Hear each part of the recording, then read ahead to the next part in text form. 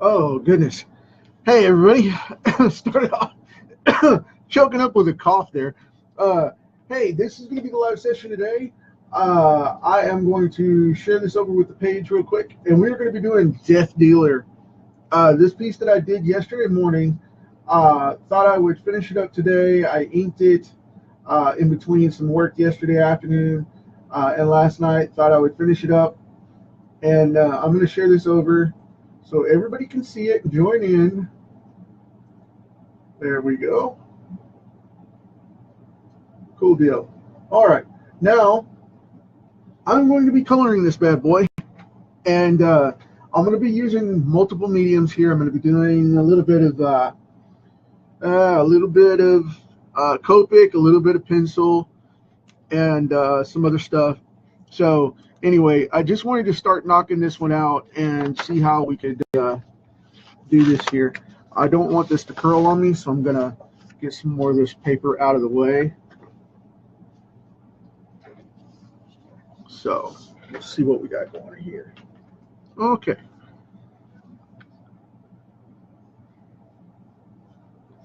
Yeah, this piece came out really clean, and I've been having a lot of fun with it. And I've decided, I think I'm going to make this one the cover of my sketchbook that these cards go into for my Kickstarter campaign. And I might even be giving this one away. I'm not sure yet.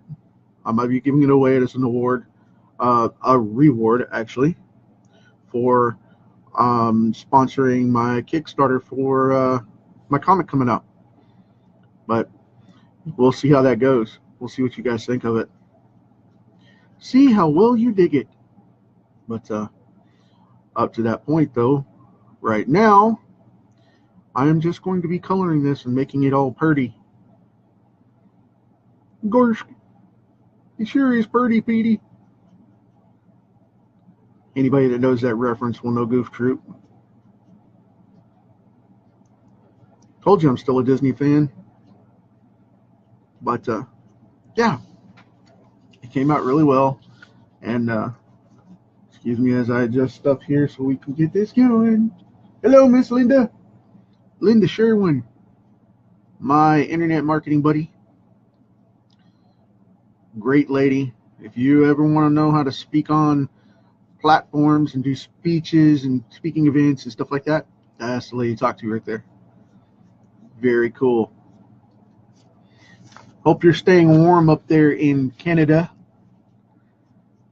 I know it's cold here, although it's been a pretty day today.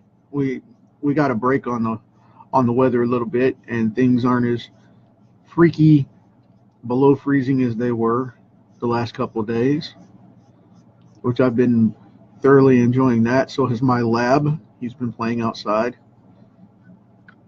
which he's inside eating lunch right now, so he's not barking for the show. But as we heard the other day when he was outside, I had to let him have some time out. It was cold. It was so cold, and we got a little sunshine the other day, and I just had to let him out because he likes to run. He's he's okay as an inside dog. It's just they have a lot of energy and they need to exercise and move and whatnot. And I didn't want him to get cooped up if it froze over, which they were saying it was going to come, and then it didn't. It just got really cold. But who knows? As with anywhere, give it 15 minutes, it'll change. I know everybody thinks that's their own saying, but it's not. It's pretty much universal. Everybody has it. But yeah, while I'm in between writing today and some page work and whatnot, I thought I would go ahead and do this because I've got to post my blog here in a little bit. But I thought I would knock this out as the daily and call it done because, like I said, I was really excited with this one. I've always been a fan of Frazetta's work, and Frank was always a huge inspiration to me, but this one, apparently I got a wet spot right there on the end, but that's okay. It didn't smudge it or anything. Just saved me shading later. But anyway, as I was saying, Frank is a really cool dude, and he was a great inspiration to me back when I started artwork. I was going to originally not draw comics. I was going to paint. I still practice painting and sculpting regularly. That's not something I let on a lot about, but it is what it is. I mean, but that's one of those things. He was a great influence to me, and he inspired this piece, and I really, really love this. I like the old school armor and things like that, and the Middle Ages and Dark Ages is always a fun genre to work in. But I think I'm going to make this one a big standing cover piece for my sketchbook for you guys. We'll have to see how it goes. But anyway, and I'm working on a new excuse me, my allergies are really tearing me up today, so you'll have to excuse me. But anyway, get a sip of something to drink here. And I'm working on a big piece for the Night of the Living Dead, and it's going to be a fun one. Grab a little bit of. I'm out of my water, so I'll drink my soda. But anyway, I'm working on that Night of the Living Dead project, and I'm going to be putting that comic out pretty quick. I was thinking about putting it out as a webcomic for you guys, but I didn't know if anybody was a fan of it, and I don't want to, like I said, I don't want to be compared to The Walking Dead, because it's not what the project's for. I'm not doing it as a fad zombie book kind of thing. I'm doing it as a personal project for the fans of the book and the movie, as it were. So I thought that would be a great original piece to do, because I wanted to do that for a long time, and I've had a story in my head. So for about the last few years, thought I would knock it out. And I've also got some new comic tutorials coming out, putting those on YouTube this coming week. So those are going to finally come to fruition for you guys. Thought that was pretty cool. How to draw comics? Well, you set your pencil to the paper and you draw. I told that to a student once. He got mad at me. He didn't quite think it was as funny as I did. But no, people have been asking me about my technique and stuff ever since I started this, and I thought, whatever. That's cool. I'm glad, honored. Thank you. But yeah, took me a little longer to put it together than I thought I would, because I wanted to do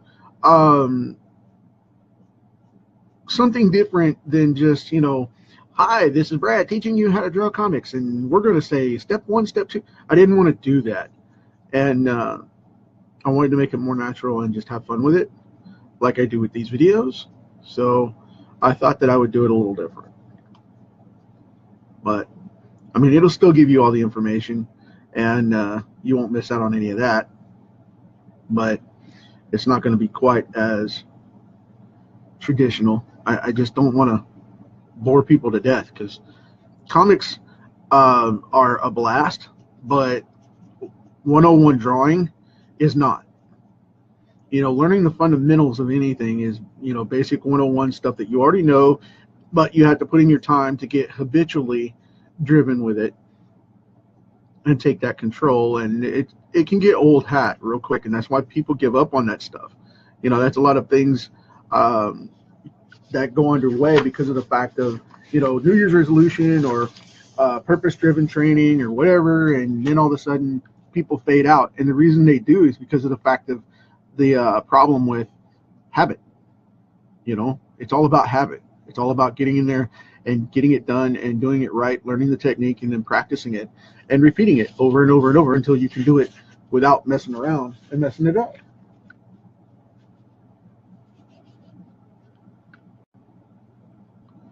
I see some other people have made it today. I appreciate that. Thank you very much. But just painting in this flesh right now so we can see how this is going to look. And using Copics at the moment. Like I said, just kind of getting in this flesh tone, and we'll be able to knock it out. But yeah, fun stuff. I mean, doing the comic thing is always going to be a blast, but I wanted it to, like I said, I wanted it to be far more interesting, because fundamentals are key, but they are also monotonous and a pain in the butt. So, and that's the reason I, did this series originally anyway. These cards were for my practice to get over that monotony, and it was to be able to draw every character that I could think of, and still am continuing, as we can see here, with this current piece. That's something I wanted to do. I wanted to draw as many characters as I could and say, hey, this is my style, this is the way I draw these characters, this is what I did, and bring it to life and put it in my portfolio and say, okay, this is where it's at.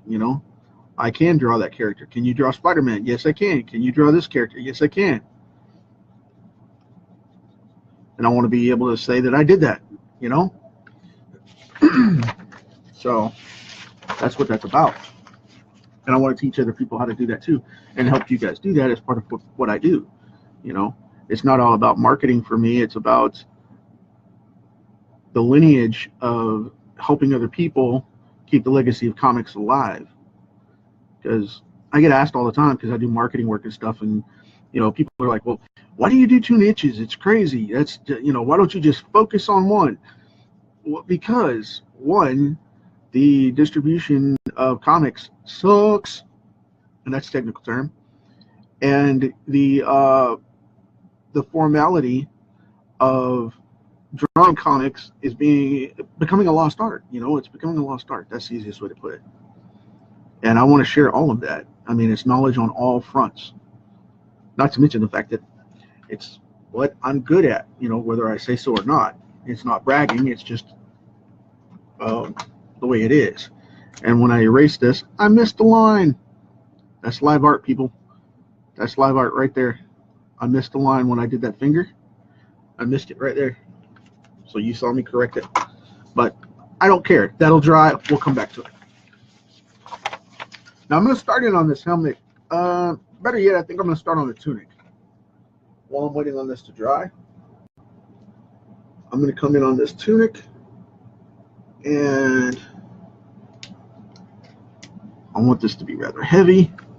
So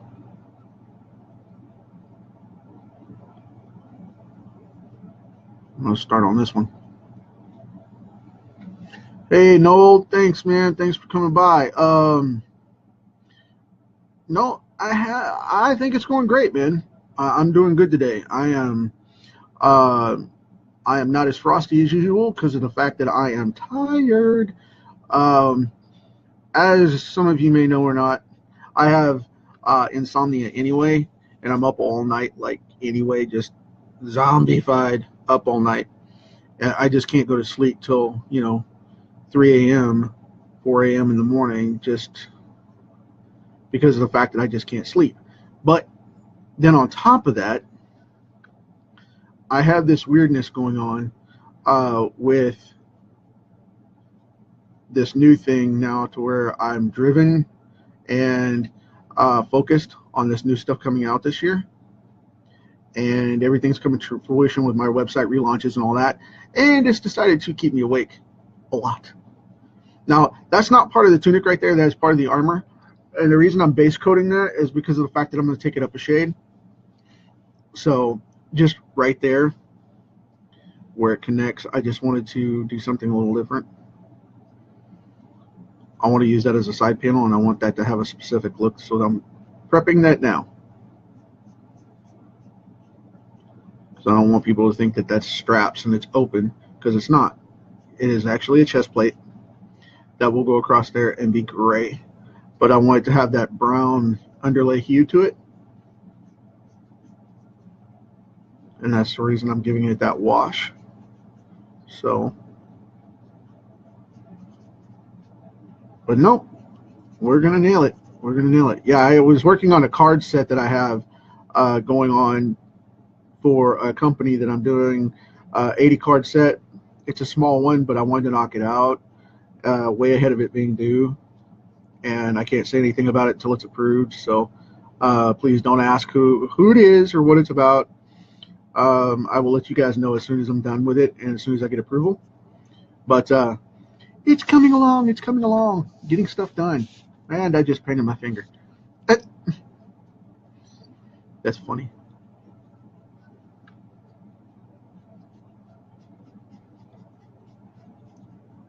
I moved my hand too far down and got the caught the side of the brush.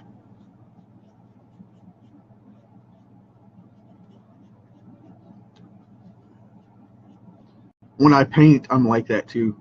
Whenever I paint, I just continuously get paint all over me. It's weird. It's like, did you get any on the canvas? A little bit. So, no, I'm normally cleaner than that. I just bumped my hand. It happens. But yeah, this is going to be a cool one because when I get this finished, I'm going to have to see how it turns out. But I may put this in the rewards. I may not. Just depending on if I want to hang on to it for reprint purposes or whatever later down the line. And not to sell it or anything, but to reproduce the book later with this piece. That's what I'm saying. And a lot of people are like, well, you have the digital files. Why don't you use those? It's not as... covers are different. I like to have the original and make a really, really high-grade print at the printer with that. And if they screw my originals up, then that's when I want to kneecap them. But anyway, I like to send out the originals for that so that it has a really deep look.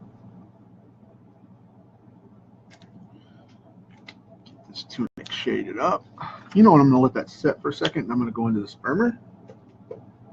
What do I want to do here? I think I want to go with the Sandy 31 first. Good. There we go. Cool. Now, like I said, I wanted to have this sandy look, this really cool dark rustic leather kind of thing going on for the armor.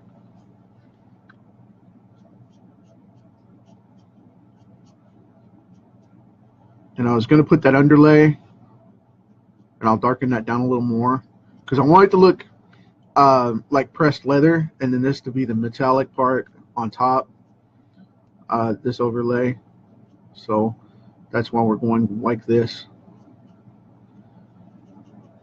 because it's going to have a dull metal look to it when I get the grays in there and all that. This is just going to be the base color for this whole thing.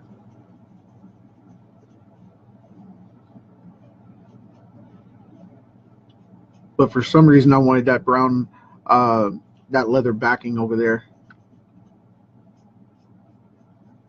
because I've got a 99 that I'm going to use in a minute, and it'll make that pop. I'm being very cautious about my strokes here because I don't want to hit anything nasty and funky and make it, you know, make a graphite pocket that I may have missed in the erasing, or a wet ink spot. Rehydrate and run everywhere. It's not forgiving. It's not forgiving.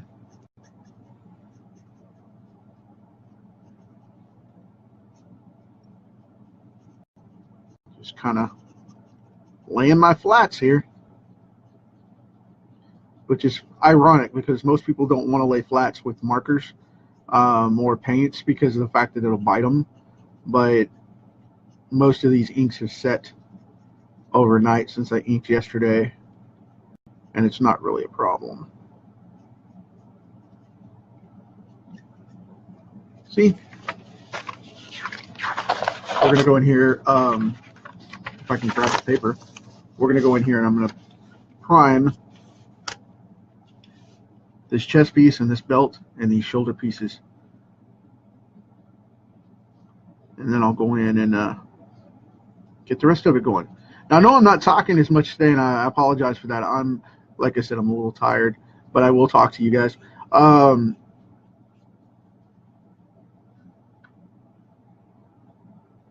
Hey, Jim, I appreciate that, man.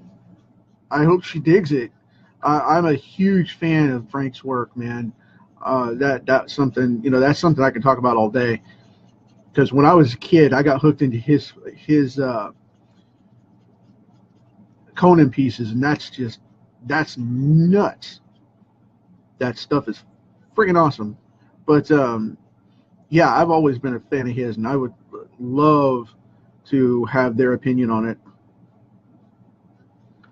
I've heard nothing but good about Lori. She's always been sweet in everything I've seen her do. Interviews and stuff about, mostly Frank stuff. But yeah, I hope I do it justice, because this is a very important piece for me.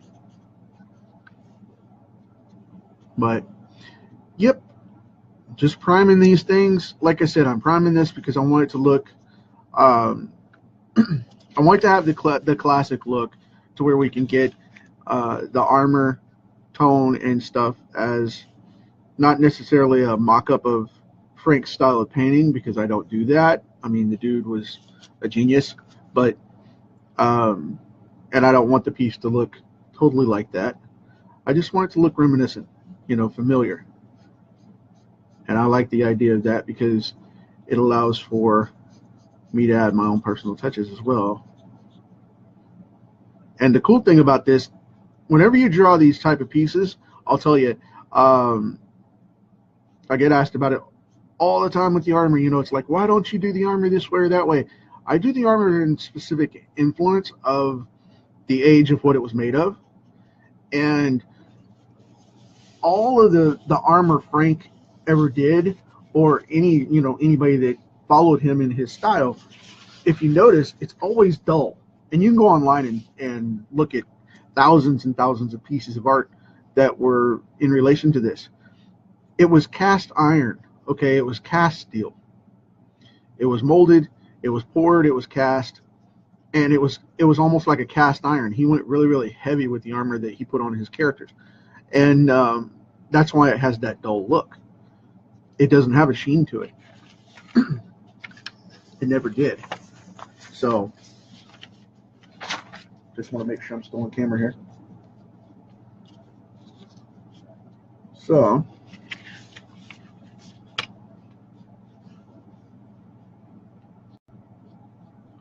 I'm going to go right down the middle. And like I said, I'm base toning and base coating this to match out overall.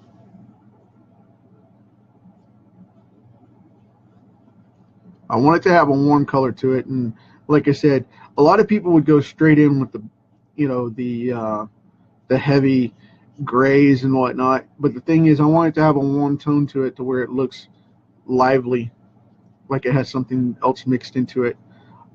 Maybe even a copper or a bronze type of mixture. Because I don't think this stuff was made in the copper, intended to be in the copper age, but because if I think that armor sucks, and that's a technical term, mind you, because it was so thin. But copper and tin armor were made in abundance, because that was the prime thing that people could get a hold of at the time. That's why it's called the Copper Age. But when bronze came along, and then steel and iron casting came along, that made a whole different scenario to it. It changed it up. But it just depends on what time period the piece was done in, and if it was all fantasy or not.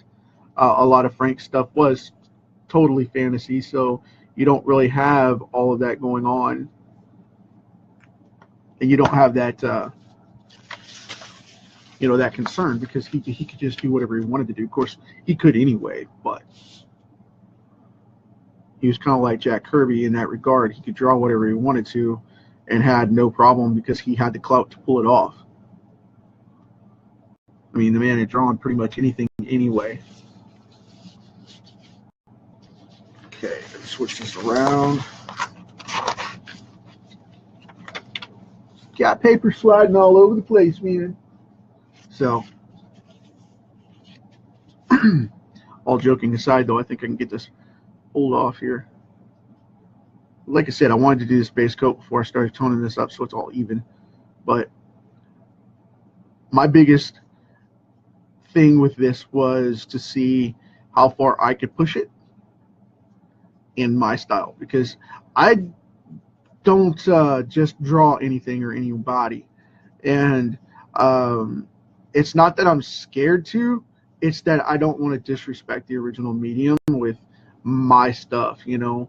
Like painting doesn't reflect the same way comic art does, and even with the DeathDealer comic book that was out there for a while, I don't know if it's still running or not. I didn't like the look of it, so I didn't follow it. But no offense to the guys that did it, I just didn't happen to dig it. I would have loved it to be more in the traditional style of what Frank had done prior, you know, and I didn't feel that it was. But that's a personal thing too, though. That's a personal choice. Just didn't resonate with me like it should have, if that's what was meant to be. So, and that's okay to not like everything. It's all right. It's all right. But yeah, I am finishing out this boot here, and then I'm going to move into some other stuff with this armor coating. I'm going to go back to the tunic, I think, or maybe the skin tone will be dry at that point. I don't know. I like to give things phases and levels to dry so that they don't run amok on me, because a lot of this stuff will jump ship on you with the Copics. And you know, they're very forgiving, but I just don't trust any I don't trust any liquid ink not to have time to dry, at least a couple of minutes between, so that you don't go off and have it bite you. That's just something I don't want to risk at all, because this piece is really cool and I don't want to choke it out by having a big black smear or blob across it, because my ink didn't let me know it was dry the way the eraser test normally does. That would be a bummer, because this is the original. Okay.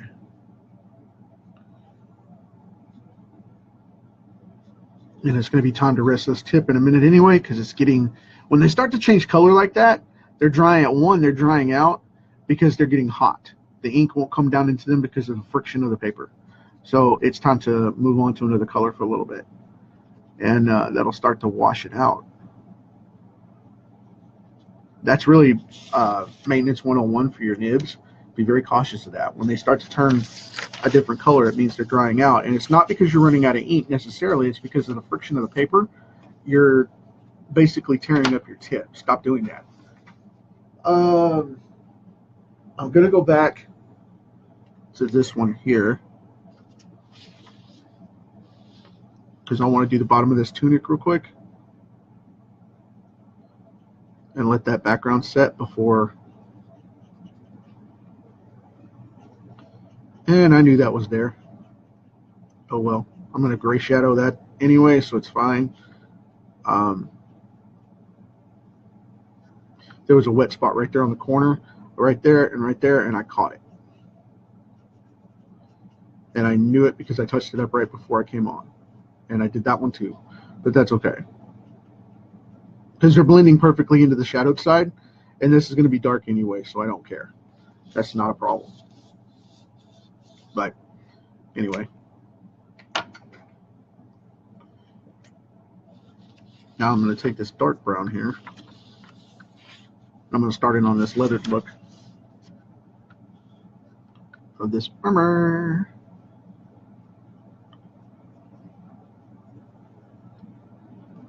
Because like I said, I wanted this to have that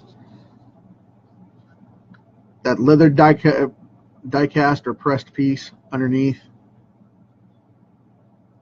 and then the metal armor on top of it, the metal plate. And I thought that would be a little bit of a cool difference than some of them have. Because I'm going to go in with the brown anyway, right there. And I'm going to do something special with these straps here. I'm going to make them metal around the edge to hold it as a form or framework. And then I'm going to go in here on the belt, and I'm going to do the same thing. I'm going to have it be completely metal and not have any leather to it. And then down here, what I was thinking about is I haven't decided if I'm going to leave these metal or if I'm going to color them leather yet. I'm thinking about that. I'm thinking about coloring those leather as well, so that they'll be, they'll have a nice overtone to them throughout. But while I'm waiting on that, I've got to do something cool here. I'm going to show you guys how to make bone.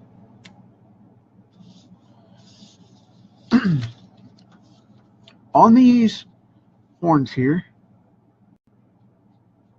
this is an E000 pale fruit pink. It's for like really pale people. In flesh tone packs for coloring, that's what this is for.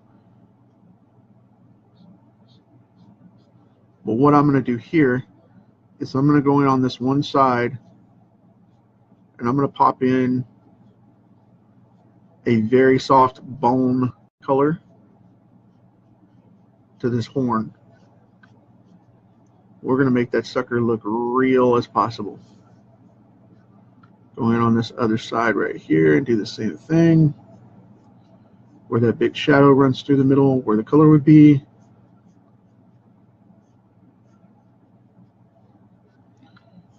Very cool. Alrighty. Now, I know some people may be asking, why wouldn't you color in the shaded parts to show where the color is and leave that white? And there's a reason for that, because of the fact I'm going to come in with another color. Excuse me. Another color I have right here, which is a E00, which is a little bit darker, and go right through the middle. And this will be the undertone, the shadow side right here.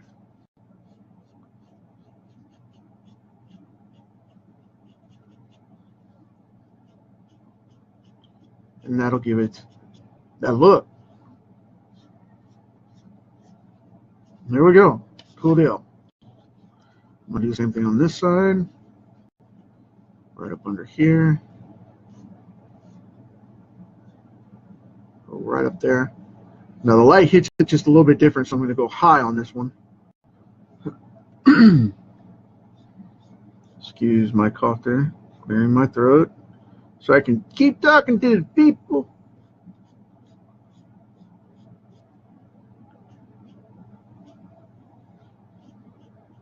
So we got that going on. Now, I know that looks a little funky right now, but we're going to keep going. So I'm going to set these aside. And here's one that a lot of people don't do that I love to do with this. In horns and things like that, there's a natural yellow due to the minerals that come out in the bones, and nobody ever does this, and I don't know why, but I like to put just a little bit of yellow in there for the minerals that come out in the flesh of the animal, and in the bone of the animal, and they don't show up just anywhere. It's just like a highlight trim, just a almost a pearl type of effect. And that's the easiest way to explain it. It's a pearling effect, like mother of pearl, where you can move the shell around and you'll see different things in it. That's how that works. And then to contrast it, we have a blue 60, which I have to be very careful with this one because this one is a heavy color and it'll jack it up. Because on the underside, putting in this very soft gray blue color, it's a blue 60. Yeah, blue 60.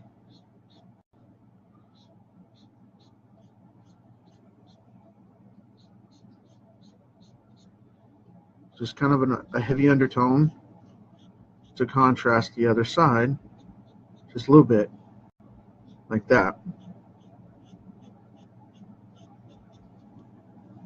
So it gives it, like I said, it gives it that pearled look. That's what we want. So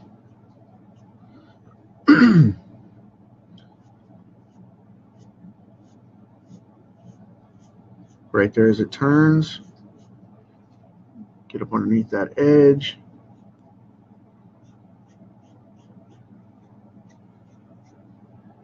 See, told you I had something special for it.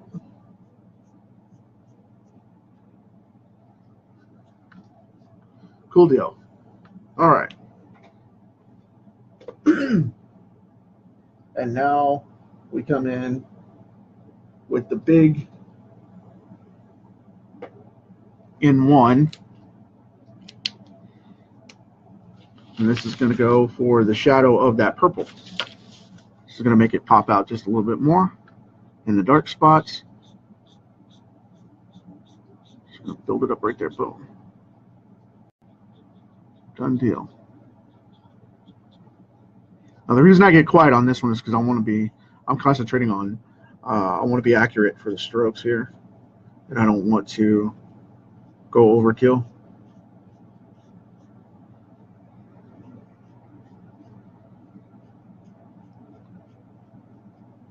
Okay. Get down on that side. And now we're going to leave that alone. That's done. Okay.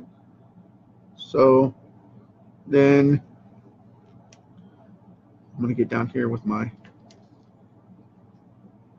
wedge, color in that knuckle.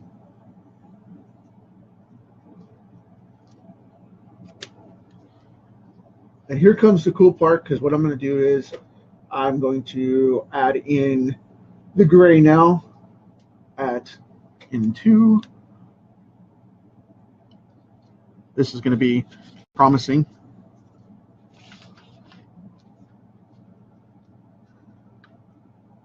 I want these straps to look a little heavier, so I'm going to go without the brown hues underneath.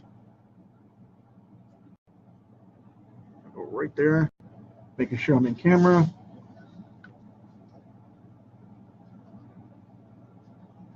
Yeah, cool deal. Man, I gotta hurry up. I've already been at this 40 minutes. Don't want you guys bailing on me.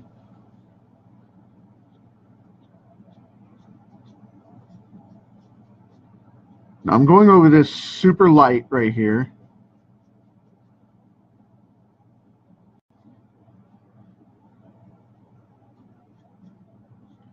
Going over this super light because of the fact that I want to make sure that it's going to still look brown.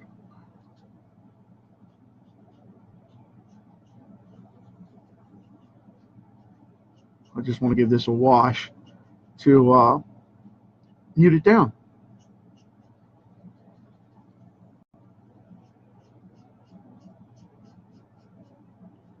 But I want to make sure I keep it nice and even so it doesn't look striped, which it can very quickly. Normally Copics are very forgiving for that, but you know, I've had a lot of select pieces go crazy on me because of the fact that the Copics get oversaturated and they leave water spots, and I don't want to do that. I learned that a long time ago when I first got these things and started working with them. Not to let it oversaturate. Keep it very light, barely touch.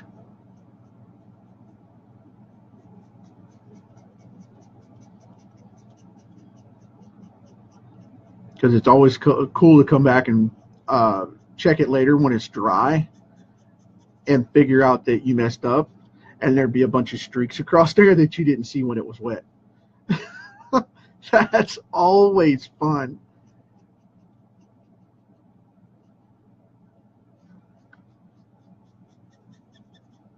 Now, normally I would already have this done, but I am taking my time here because I'm hanging out with you guys. But and I appreciate that. Thank you very much.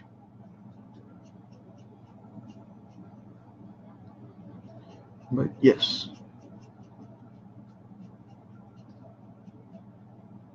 Under normal circumstances, I would have been already burning through this. But it's always cool to hang out and see how you guys are going through the process here and see what's up. But like I said, I was going to make a special session out of this one today. Instead of doing just the card, I wanted to do something a little bit longer than normal and make this one a special piece for you guys to see how it's going. Because, you know, it's hard to believe, but this is my 267th live session in a row. That's over 267 days consecutively without missing at all. All right, I'm going to do the belt first because there's an accent here that I need to add with this skull.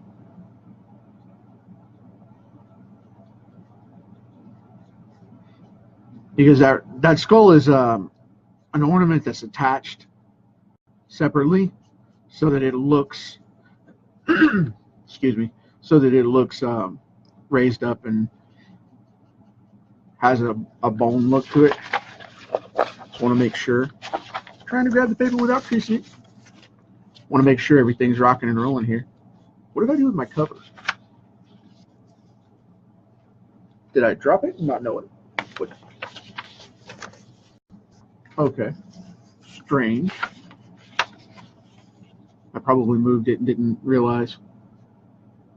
I was looking for my my protection sheet, but that's okay because this is dry already.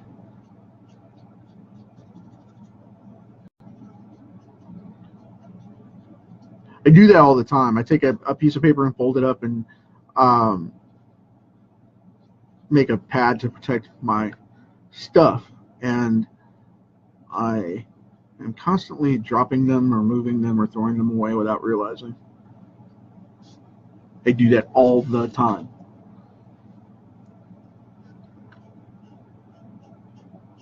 But that's all right.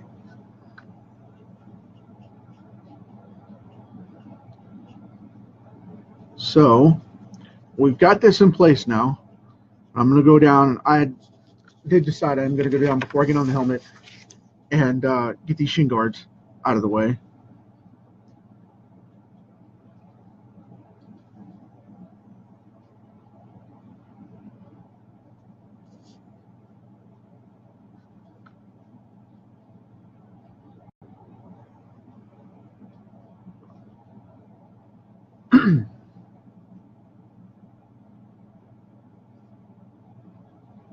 Being very cautious there because I do not want that to run amok. I have a lot of hard black down here. I don't want any surprises.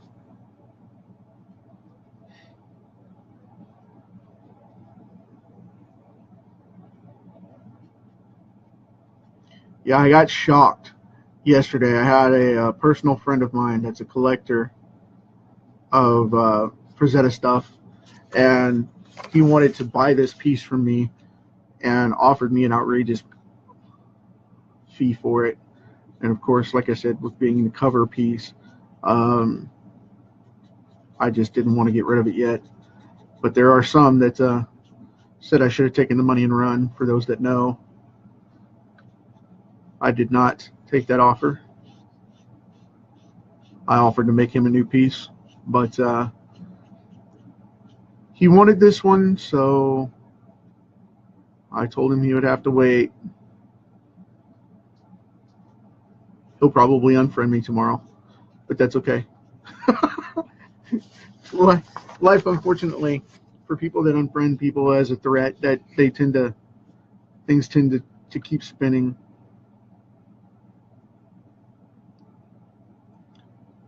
So, all right, we're almost done with coating this out, and then I'm going to go to the helmet, which is I know everybody wants to see, and I'm going to flesh that out, and then I'll do some more on this later on or tomorrow. I'm going to let this set for a bit. Of course, I might finish it up. I may get to it and finish it up. I don't know. But I have, like I said, I have like 10 cards to do today for that set. I did 20 of them overnight. Kind of feeling the repercussions of that, staying up all night. Like I said, I'm normally up late anyway, but I'm not like hardcore working. I'm just doing some, routine stuff. But yeah, last night I was up too late and paid for it because I was doing full on work like I'm doing right now, during the day.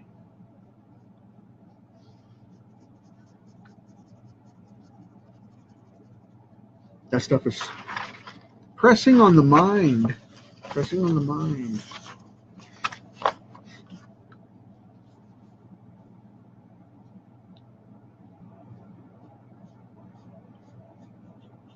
I'm going to coat everything prime here.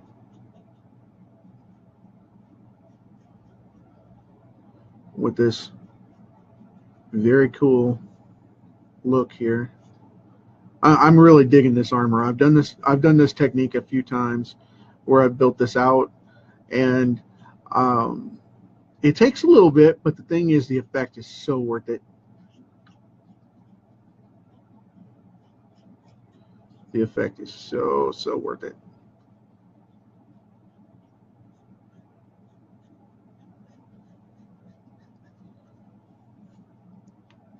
Because as I was doing this yesterday, I got probably, I don't know, 50 or 60 different suggestions. Oh man, you should do this. Oh man, you should do that. Oh man, you should do this. Well, no. I'm going to go traditional and stick with the Frazetta style and go from there. Who knows?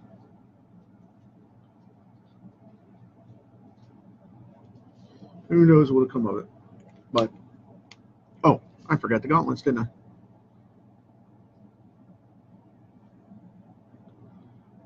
I'll color these in real quick.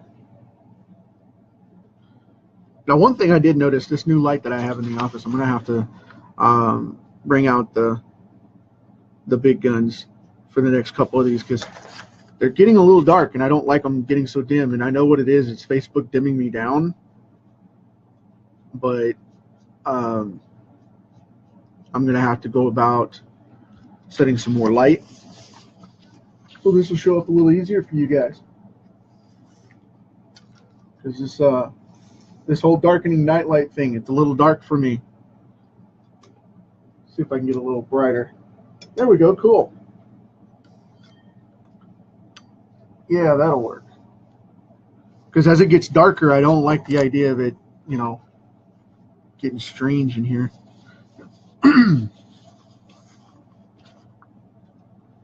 Put that back over here before I can see. I'm not enjoying it there. It got in my way. But anyway, yeah, okay, we've got this going on. We've got this primed up. I think we're good to go with setting up the rest of it now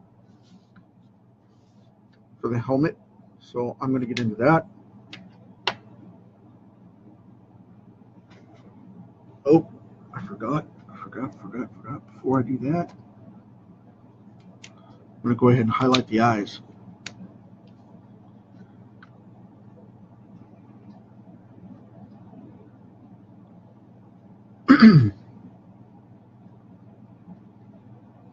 Before I do anything else on the helmet, I want to do that. Now that's done. Okay, cool. What I'm going to move into now is I'm going to move into this bone effect for the skull on the belt.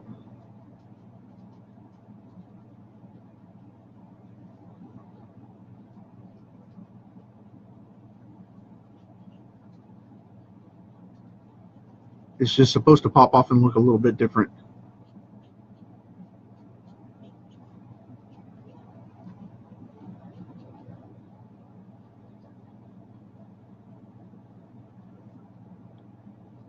So I am doing that. There we go, cool deal. I know that looks a little funky right now, but here in a moment, it'll pop up.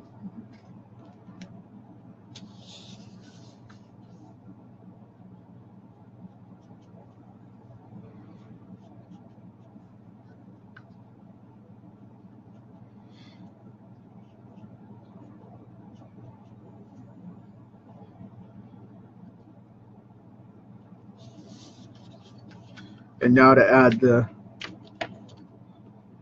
same blue that I used in the horns, I'm going to use in the armor as an accent color.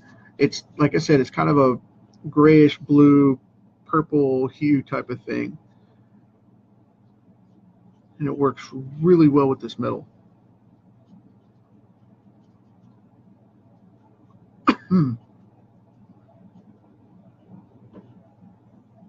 Everything's supposed to look forged and pressed and all that, and I really, really like the way it looks.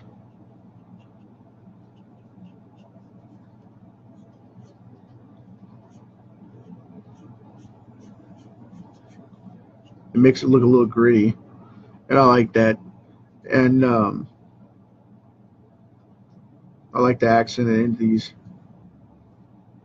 rivets.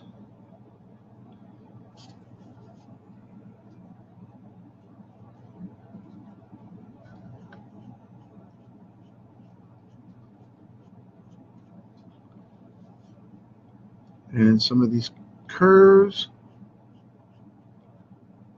it'll make them pop up really smooth without a lot of drama going on. By drama, I mean, you know, the extra detailed curve lines and all that mess going on. I know my hand's in the way here. I'll get it out of the way in just a sec.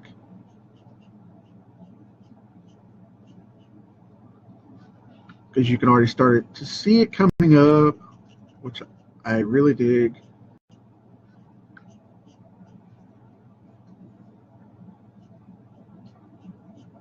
Okay.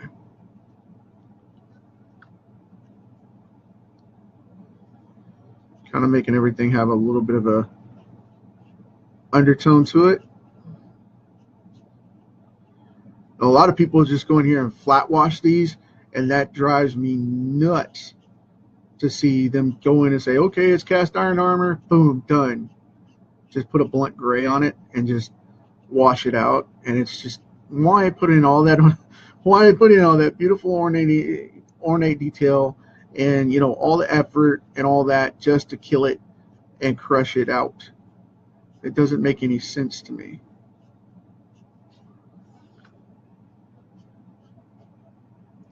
It really doesn't.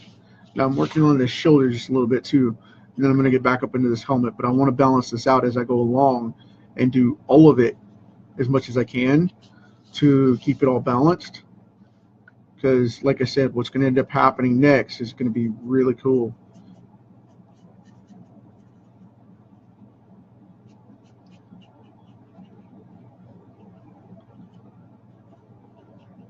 And this puts in that secret color. You know, there's a lot of artists that paint this way, and I love to do it because it adds that secret color to it that makes you go, what is that? And why is it all tying together? And this is what it is primarily. It's just washing over the shadows of the armor with this stuff.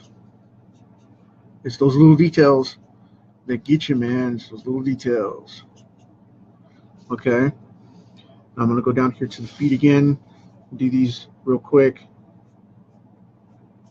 I know I said I was going to go straight to the helmet, but I decided to go ahead and do the whole thing, get it in there so it's balanced as I go on and build up, so we don't wash out and forget it here later.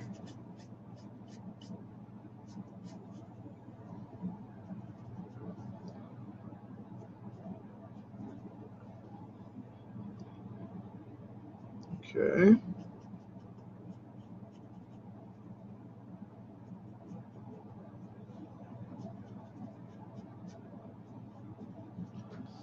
All right. I think I've about got this one where I'm going to be, put this up on camera so you guys can see what I'm doing here. Sorry about that. I think I've got this one about to where I want it, where it's balancing out.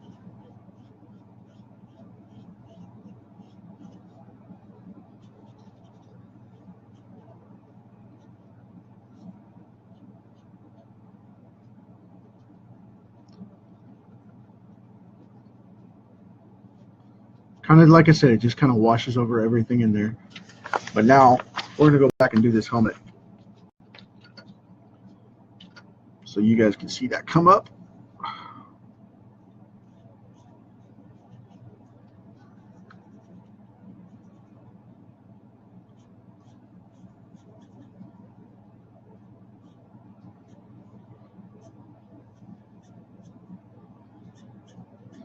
Before I make all this come up and pop out, I got to shadow it down, dull it down.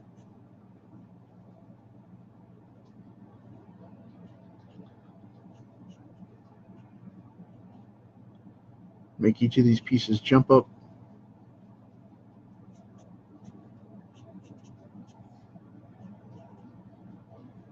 like that. Okay, cool deal.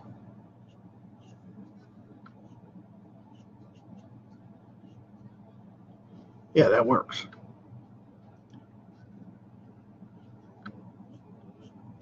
Make this jaw guard really heavy. Cool. Bear with me a second. I'm going to move some of my markers back over here. And I need like N3. Now here's where it starts to get a little funky, because this is an N3. It's a little darker. Gotta be careful.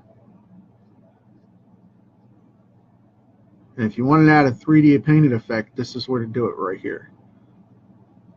That one heavy shadow you select, that's the one that'll pop it up or burn it out.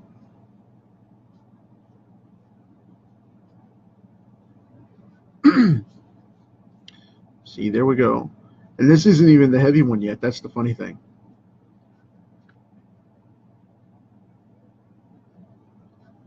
Okay.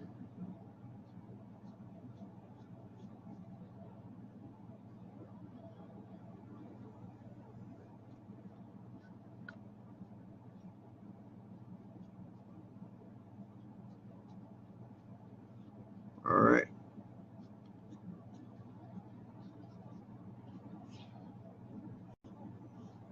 Go back over and darken that up just a little. Now, right under here with these rays, this is where the horns are attached into the helmet itself. That's what these turns are supposed to be, these pieces on the forehead. They're mounts for this. The way I like to do this when I do armor this way is go up underneath here, non-existent, all the way around to a big bold shadow right there. And then on this side, show the same thing. So this looks recessed, and then non-existent up into a little bit of a corner. Because you don't see behind that edge right there. You know, it's turned away from you, so you wouldn't see that shadow.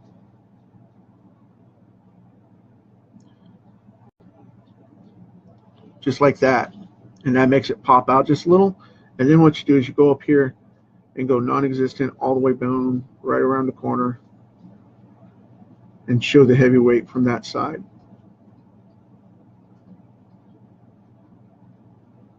and it makes it look like it's attached on top.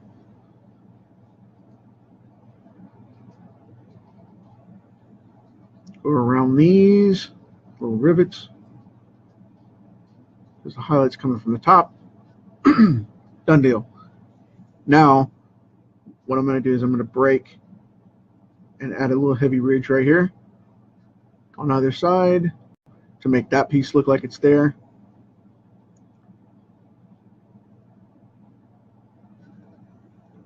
A lot of people look at this and go, well, you know, you should do it this way, or you should do it that way, proper form, blah, blah, blah. Well, I'm looking at different light sources. That's the reason I'm going in all funky like this.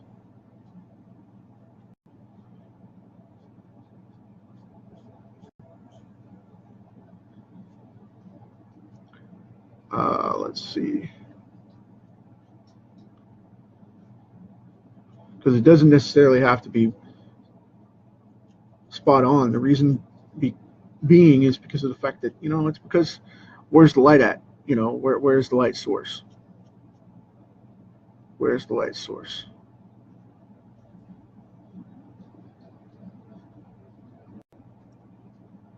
Okay, cool. Got that done. Darken this one up just a little.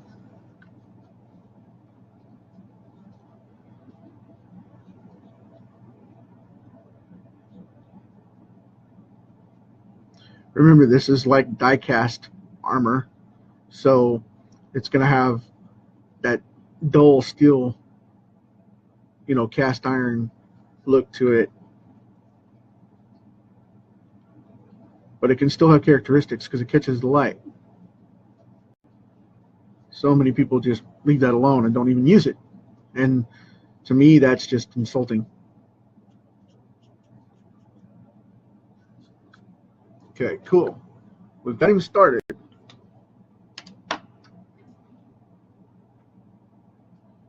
And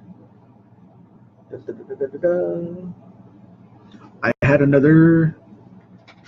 What did I do with it? Where is my C4? There it is. Sorry about that. Had to grab my C4. Now I'm going to go. I've been using warm colors throughout, okay? So far, I've been using really, really warm colors. Now I'm going to go off and use a cold one to bring out the heavier blacks and shadows and grays where I want them. And like I said, this is a process of building up, so a lot of people don't like coloring by hand because of this fact right here, because you have to go in and really build this stuff up to make it compete with digital colors, because of the fact that, you know, it can be done, it just is time consuming. But when I color a comic, if I want to color it hand colored, this is the extent that I'm going to go for, because of the fact that, you know, you got to do it right, or why bother? But that's a poiskinal choice too. So right there in the corner, right in these deep edges is where you want to do this, not necessarily up on the highlight of the curve. A lot of people will go the opposite direction and go from the middle out. Not in this case, because the light's hitting those panels, and remember, these are high ridges, so you don't want to go do that. They're raised elements, so don't go do that, because you'll ruin it. You'll ruin it. I know I'm running a little over on time here, but I'm doing it because of the fact that I want to get this for you guys and make it look good. See, here's another low point right here, another low point right there. And the reason it shows more detail on this side is because if you look at the way he's standing, this shoulder's forward, this shoulder's back. That side of the head is going to be more prominent because it's actually closer to you in perspective. So that's why I'm detailing that side just a little bit more than this side, and it looks like this one's getting most of the light. The reason for that is because it is getting most of the light. Okay? Just want that to be known. for you guys. Now, I'm going to come in, before I move down on this one, I'm going to come in with a toner 3. Now, this is the muted, okay? This is a toner, and this is nothing more than just a dark gray. This is exactly to go over and make that look dark. And that's what the purpose of this one is for. So don't use toners unless you're really good with what you're doing with the colors, because you'll kill it in an instant. Because these guys will make it 3 shades darker than it's supposed to be, depending on which one you're using at the time, if you don't know how to use them. So, word to the wise. You want to create comics? Know the color keys, because these will bite you. And I am dead serious in that they will turn something black. It's like, oh no, I killed it. Yes, you did. Don't you feel bad? Yes, I do.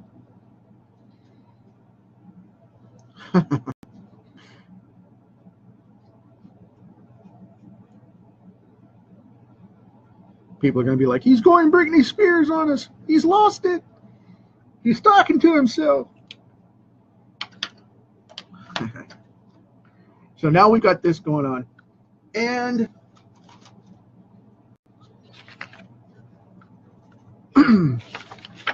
this is one I've got to do here. This is one I've got to do. To get in this properly, I've got to apply some white. Now what this is going to do is this is going to make these high points really pop. Don't do this unless you're sure about it and comfortable with it, because you don't want to mess up your artwork for yourself, okay? Don't do this if it's something you're not clear about. But if you're comfortable with it, make a nice white coating on these things and pop them out. Follow my example and check it out. Go in for yourself and see what you think.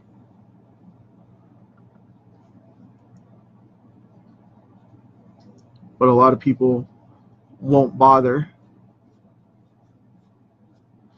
because it's like, why color it if you're just going to go over the white? The white's not about coloring the piece white. So please understand that. It's not about going over and coloring the piece white. It is about getting the piece to pop with a highlight through the color. And once you do this, it changes the entire dimension of the whole thing.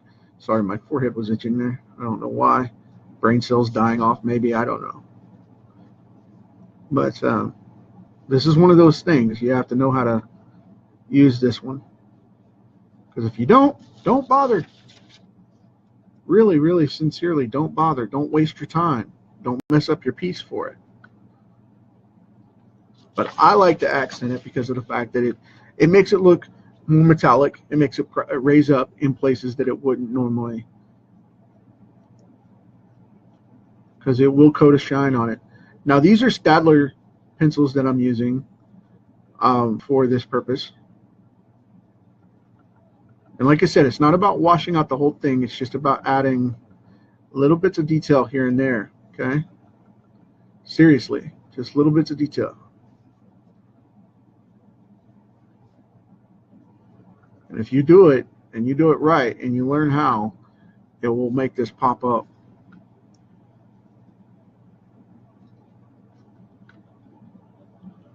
Now, most people will come in and leave this white. The area that's going to be white, they'll leave it white, and they'll end up coming in and filling it in with a white pen or whatever. I just go right over. I think it just makes it look even better when you resonate it. When you resonate the light that way through the color. Because instead of washing it out or muting it or it not being there at all, it makes it pop. So that gives it that armored look and gives it that finished three-dimensional effect where you can go in and really, really make it go. Now, here's something I like to do. Let me grab this one. Hopefully I won't take all of them out. Now I like to do the opposite with the same thing. On the black, the shadows, I like to go in and put in a very dark pencil black. And the reason I do this is because it breaks it up without giving it that whole required wash.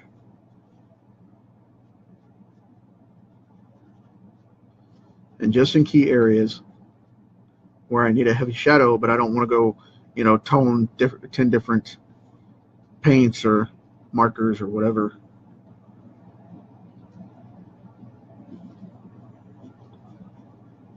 And the break in the pencil gives it that edge. It gives it that grainy look, like it's real metal, like it's been forged.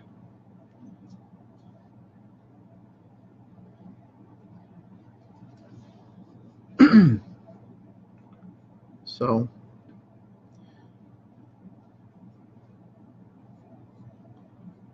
this is the reason I use multiple mediums, because it'll pop up and make it look pretty for you.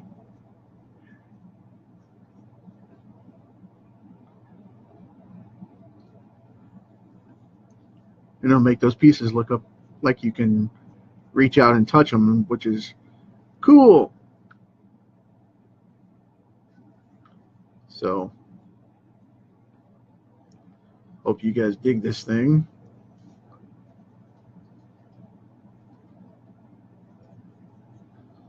But it contrasts, you know, just a little bit.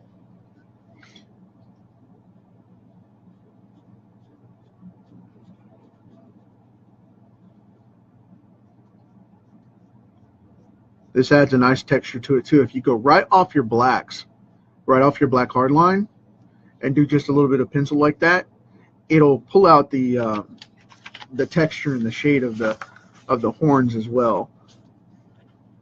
I mean, don't go in and put, you know, a pixelation or a bunch of stippling. That's a little heavy, you know. But if you add in just that little bit right at the darkest points, it'll make your highlights pop out and scream at you. But you have to be brave, and you have to be willing to go out after it, and you have to experiment. I'll go this way.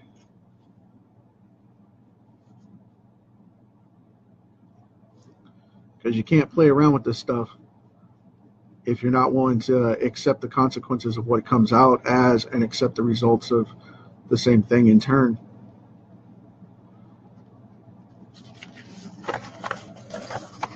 So there we go. Cool deal.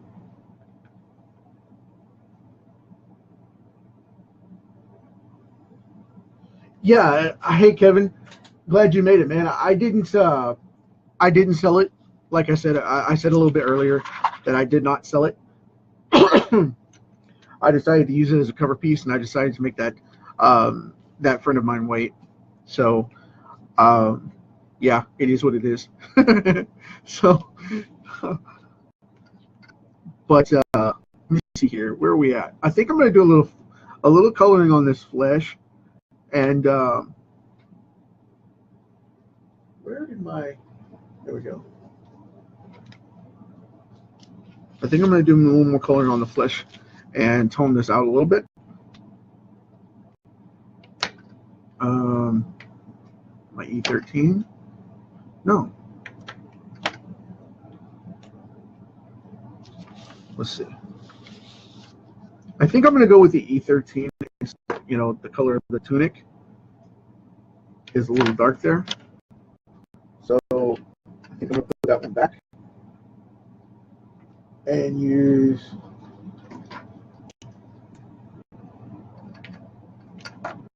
I'll go E13. It's fine.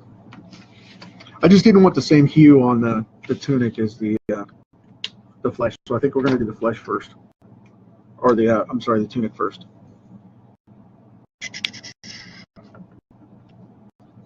Sorry about that. Make up my mind.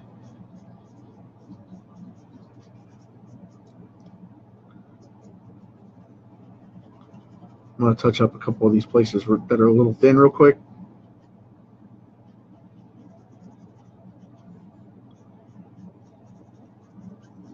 And then we are going to go into this tunic and knock it out before I move on to the skin, because I didn't want to go that route. I wanted to go here first, but before I do any more of the armor, I want that to set for a bit. And I want to get into this tunic.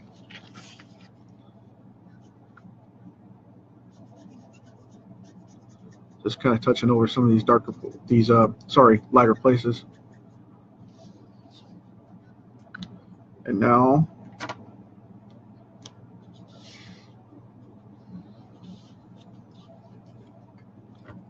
I want that to have a pressed leather look. So we're going that route. Just touching that up again for the leather separation. Oh, I put a dot right there, didn't I? Well, that'll have to work, because I need... What did I do with my toner?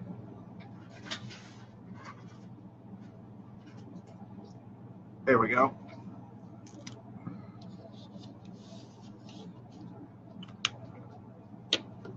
That's not the right one. Live drawing, people. I had to grab my right toner. Sorry about that.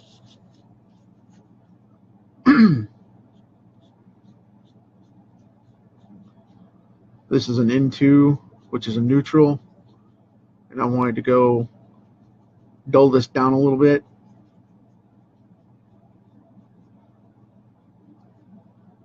So it would look gritty.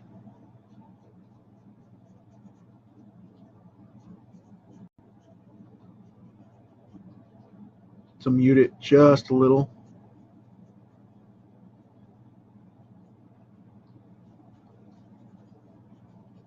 And then what I'll do is I'll go back and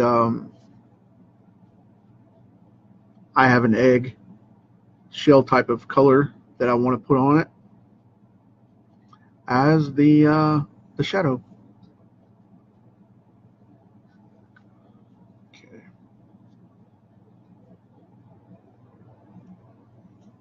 I want it to have a muted fabric look, and that's why I'm washing this instead of coloring it out, because I mean you can still see the brown through it, and the reason is because I want it to still look brown, not gray, but I want to wash this out to make it look more fabric like. So it's a texturing thing.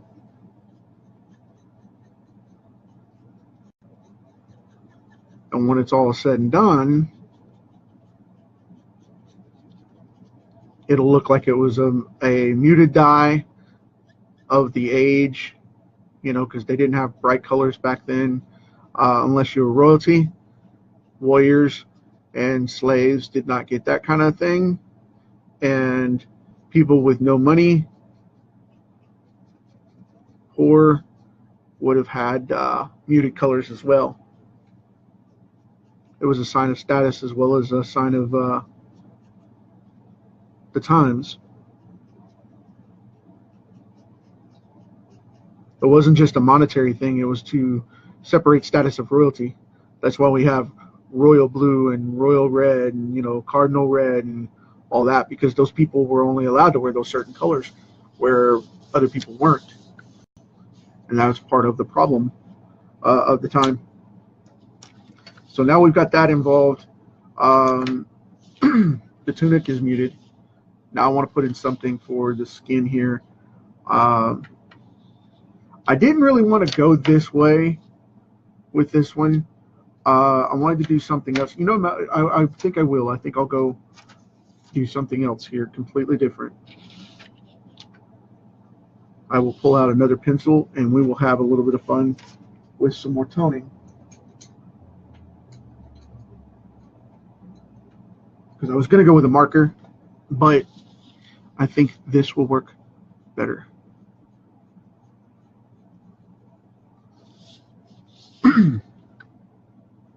This is going to make it look like an 80s action figure, but that's okay.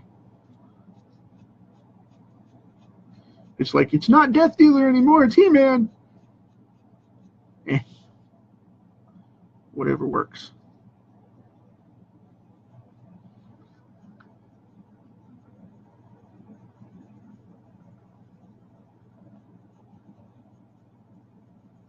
I don't want to saturate this. I just want it to be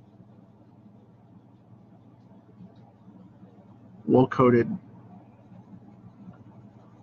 but I don't want it to wash out in the process, you know, and be just a big burly tan dude. That's weird. So, but this guy would have been in the sun a lot, so it would have made perfect sense for him to have a good tan.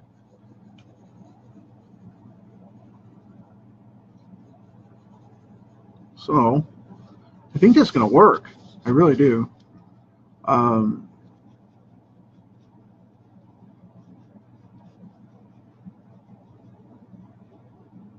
And I'll blend that down.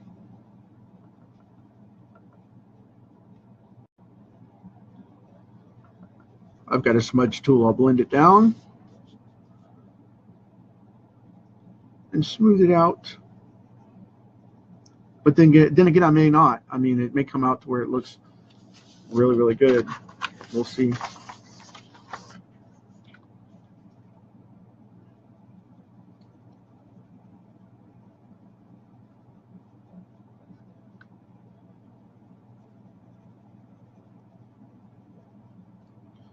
Just kind of coloring everything out evenly here. Really quick.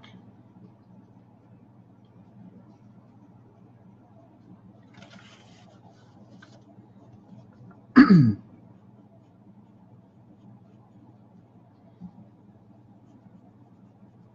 going to go up under this helmet just a little bit to get that required neck shadow.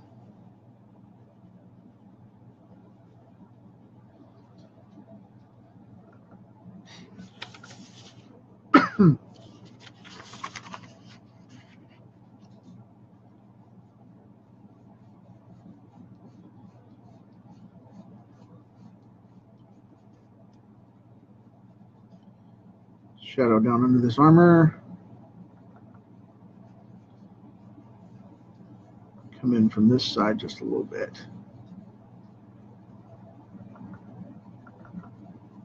I don't know what you guys think, but this doesn't look bad to me at all. I mean, maybe I've snapped and lost my marbles. I don't know. But I like it.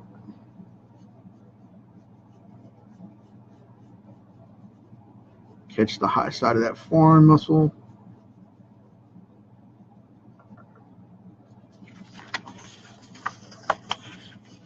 Cool. It does need to go a little darker up on the neck and stuff. Kind of balance out with the arms.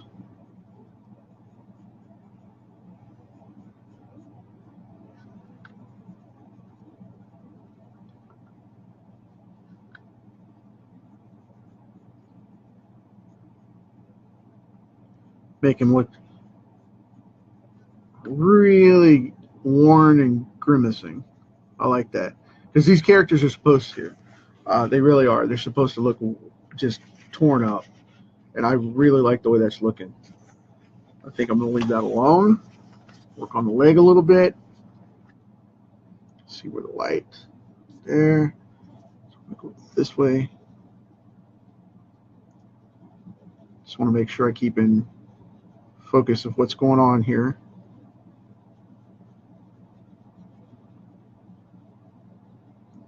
A little shadow right along that leg. Working that up just a little. Very cool, very cool.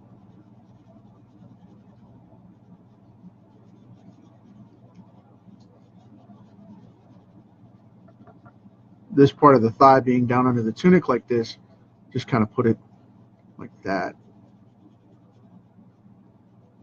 Get this side of the knee.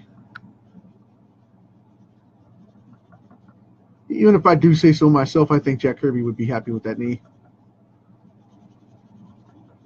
Thank you, Jack. Because that's his influence right there. The boxed knee.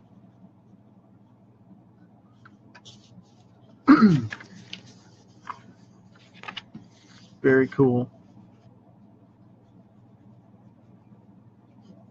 I gotta watch out for this hair on this this orc or whatever he's gonna be.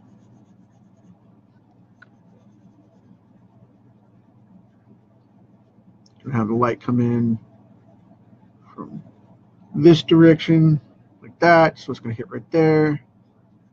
Then most of this will be shadow, except for that little bit of a highlight from the reflection off the stone. Pop that right there. That knee is going to block that. So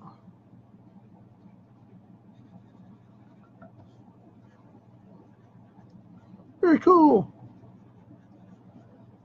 Now, whenever I do this, I normally think all this out ahead of time, but I wanted to do this on the fly for you guys, like I said, and I wanted to make this guy pop. So hopefully my camera won't blur. And this is what we have so far.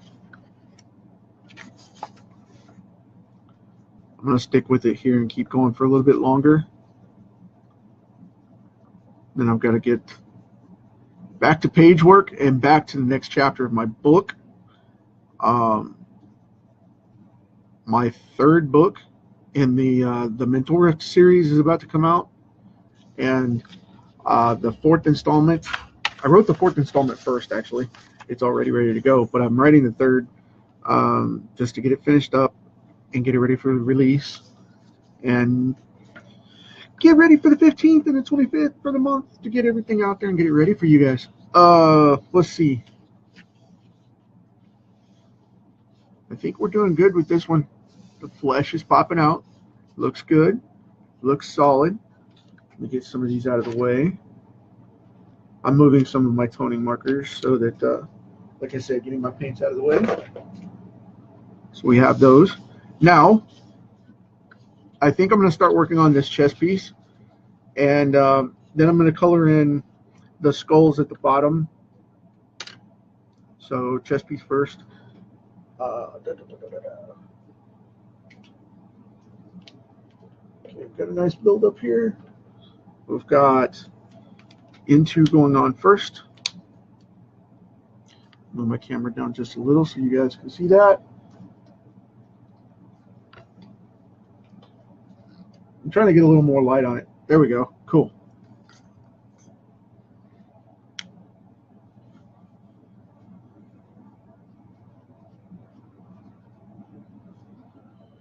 This is going to be the into first, like we did before. Just going to kind of brush in those shadow points and get that going.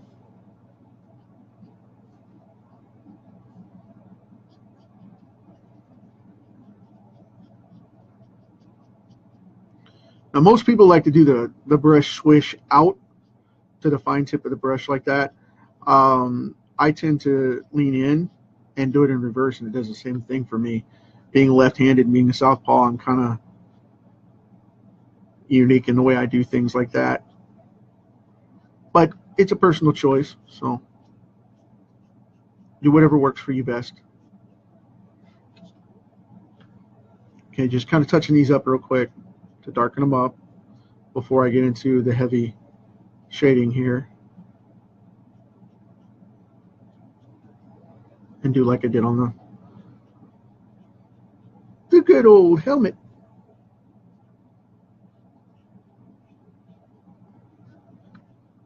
I'm really, really digging this.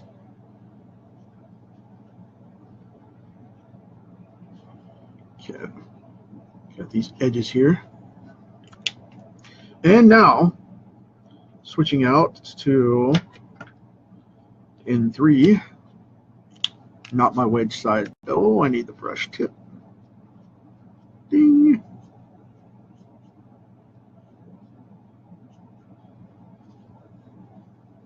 Who's talking to me?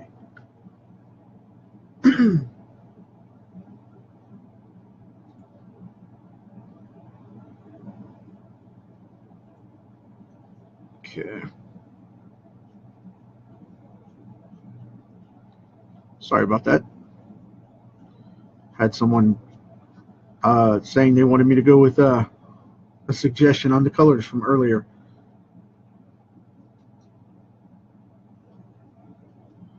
That's a little late now. Just saying. Yeah. Okay, cool. Gonna knock this out. I hope you guys are okay with me running a little long here, because I mean, this is probably one of the, since the Juggernaut video, this is probably the longest one I've done to date. And like I said, I wanted to do something a little more intense, a little more detailed, and let you guys know what's going on with a bunch of this stuff. So don't want to drown this out. Just hitting these dark low points. And there we go. Cool deal.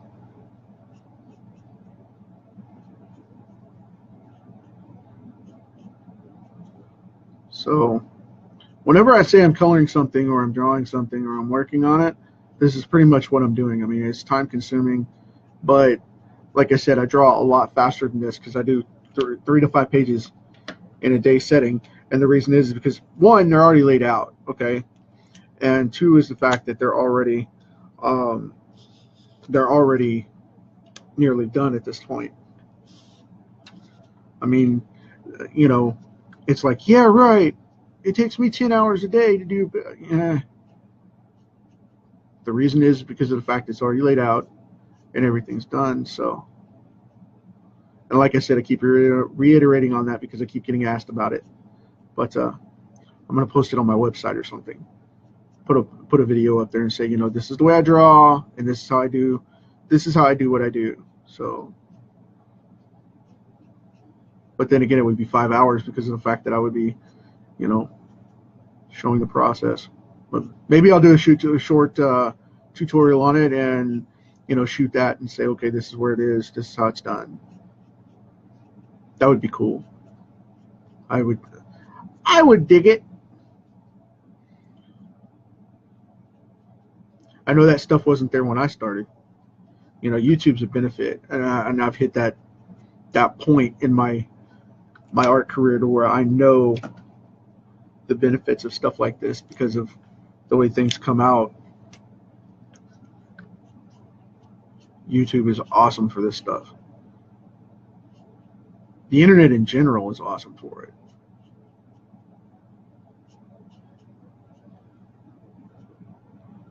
But specifically YouTube, because of the fact that, you know, YouTube and Facebook are phenomenal for resource work and for live connections like this.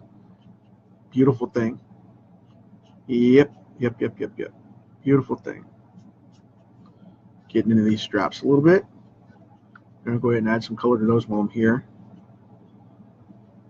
Okay, cool. I like that. Now, what I should have done, if I'd have thought about it, what I should have done was gone across and done the chest piece and then done these shoulder pads while I had each marker out and done it around that way. Oh, well. So.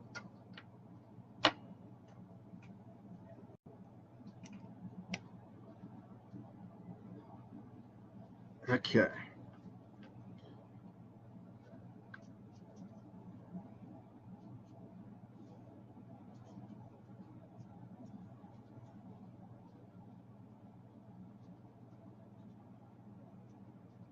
Getting this done. And then it's going to be time for the whites and the hard black.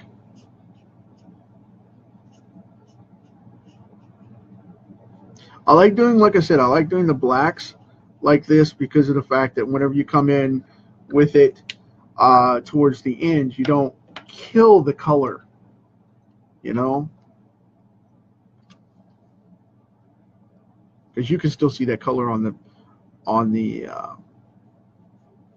helmet.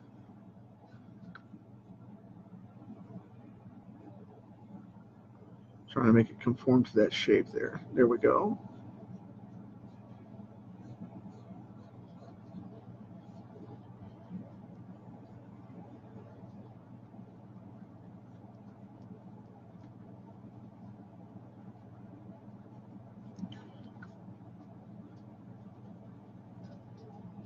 Yeah, see, now that comes right up.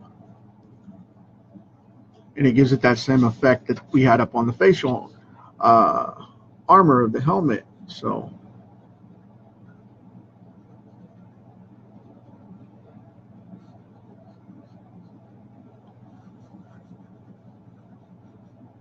and it makes this ornamentation jump right off, which I love that.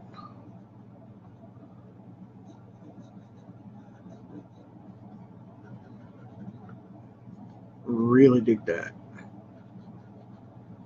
This is why I do what I do right here, because the way this looks, that's awesome. Love it. Love it, love it, love it, love it.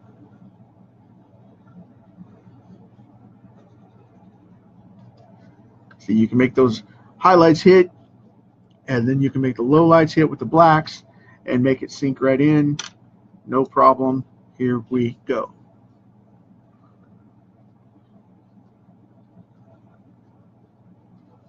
Let's give it some really sharp detail like that.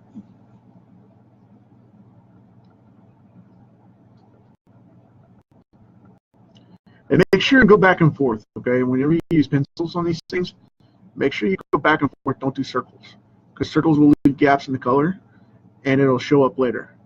When that ink dries, that color will show right through, and it'll show these little nicks in there. Don't do that. But if you do this, when you get your color saturation, it'll pop out. It'll make it jump.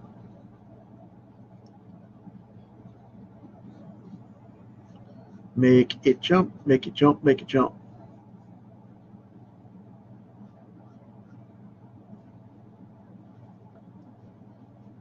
And sometimes making these types of characters like a DeathDealer go dark is the best way to go, because of the fact that these characters are really, really dark, and then the environments are lit up with the Hades or, you know, fiery hell type of refractions, and that's the big thing. You want to make it look contrasting to what it's going on, because he's supposed to look like he came out of the pits of hell to kill for you. And that's one of the big things that I always enjoyed about the character. It's just he's got such a presence that no other character can question it. I mean, if you put two historical characters, if you put this guy against Conan, you put this guy against Hercules, you put this guy against Thor, he's probably going to end up winning. You know, I mean, it's that type of scenario, because he's just that type of character where he can really come up against all odds and just tear it up. And like I said, this is a cast iron type of molded metal, you know, so it makes a big difference in the way that it works. I think that comes off really well. Yeah, I like it. Cool deal. Now I'm going to go in and get this strap issue handled.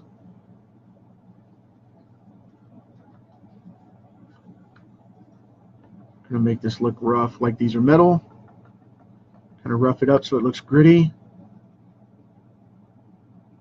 Give it a little bit of a light there, but not much. I think that's going to work. I hope you guys are digging this thing. Now what I'm going to do, I'm going to go down here real quick, and I'm going to give this bad boy a very cool, hopefully not too bright. Flip this over to where we can see it. Hopefully not too bright and washed green look. No, that's not going to work. I want to go something different here, because I don't want him to look that bright.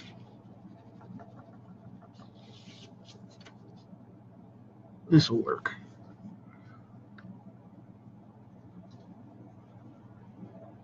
I want him to be green. I want him to look like an orc.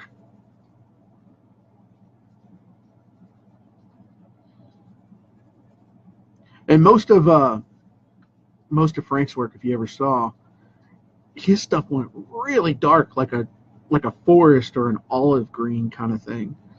I don't remember him doing bright colored, video game style orcs in his stuff. Most of it was really forest greens and olive greens and muted gray greens and things like that. He might have done some stuff like that, but I don't remember if he did or not offhand. I don't remember anybody being bright green like this. And no, it's not supposed to be the Hulk, by the way. Just for anybody that gets curious, it's not supposed to be the Hulk. So please don't do that. It's not supposed to be the Hulk. It is an orc. Dude's got fangs and all that. We're rocking it. However, I'm not going simple red with the blood. I am going to make it a dark green, maybe even a blue. I haven't quite decided yet.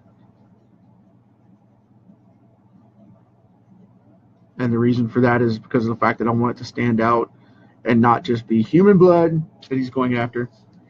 Gotta finish that ear. Very cool. I like it. Okay. I'll set this over here so I know that that's the color I used. And then I'll go in with this darker green here. Testing the colors. Darker green for the hair.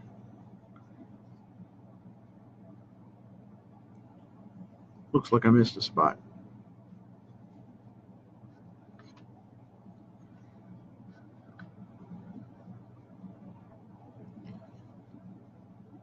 There we go. Cool deal.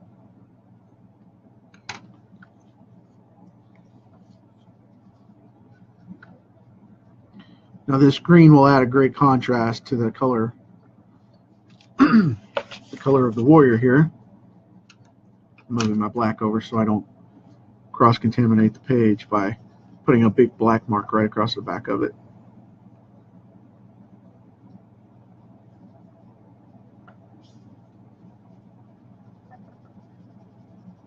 Now I know I'm going across the lines, but I'm doing that on purpose for color saturation. Back and forth, because I want it to get dark.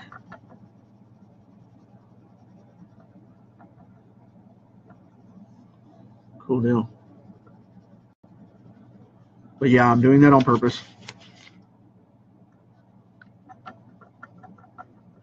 That's to guarantee that I colored the entire thing in. And it shows me all the white spots. That's a habit I picked up a while back. I'm locking that in so I don't go over. Because see, these white spots here like this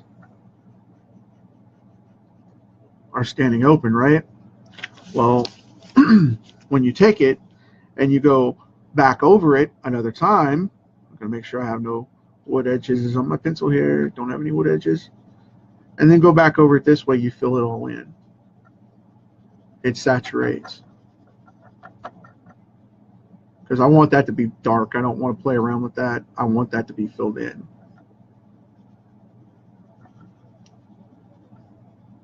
So we have that going on.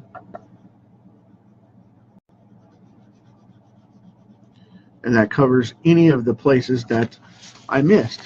I go one direction, then I go another, and that way it covers all of the open areas of the paper.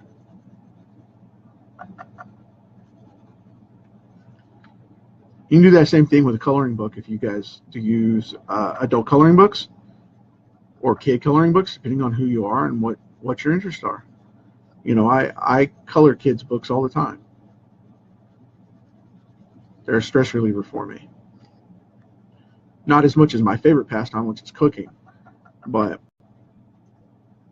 when I'm not working, if I'm not drawing and releasing stress that way, I love to cook. That's one of my things. I'm a foodie. But Anyway, I know this is starting to look a little reminiscent to the Hulk here, so we'll change this up.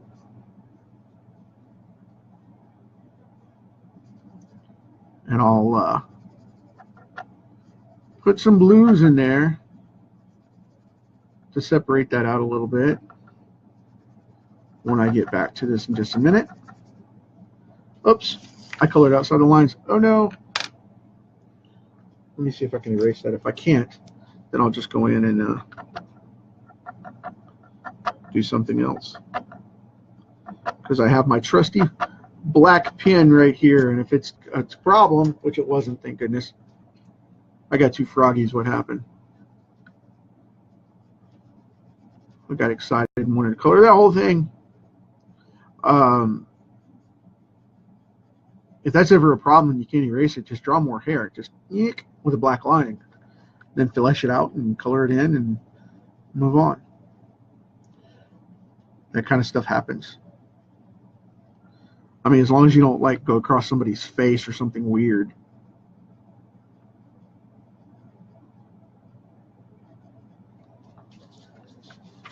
Let's see here. Turn this around a little.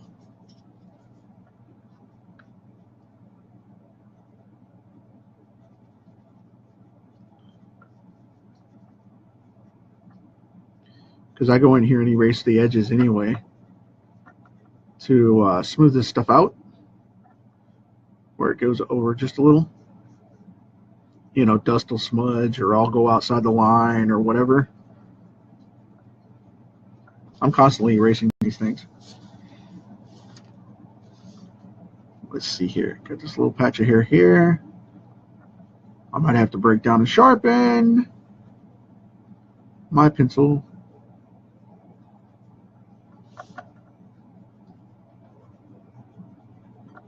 Because I've pretty much used up that point.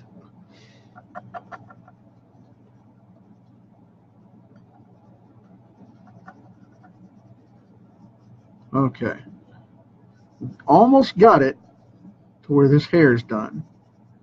And this guy's going to stand up completely contrasting our character here. And I haven't decided on a background yet. I want to get this guy done first before I go off and do that. And like I said, I just ran over that. So watch this. Boom, done.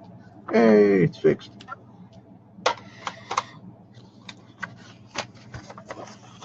But anyway, I'm going to let him sit for a moment. And I'm going to go back in here and work on some of this shoulder stuff so that we can get that going. As long as I don't wipe out my paints here. Let's see. Into.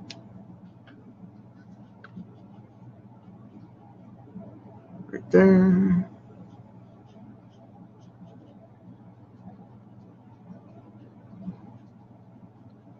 Cool deal.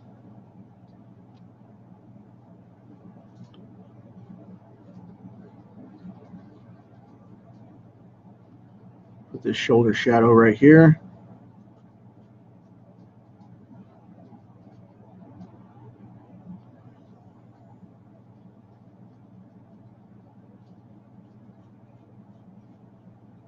Yay, we're getting color.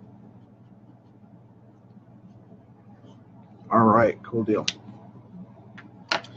Now I'll go to the N3.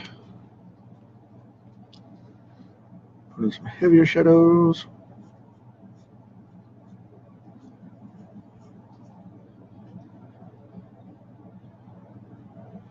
We'll put that on this side because I've got the light coming across this way. I want to put it like that. Then I've got the counter light this way.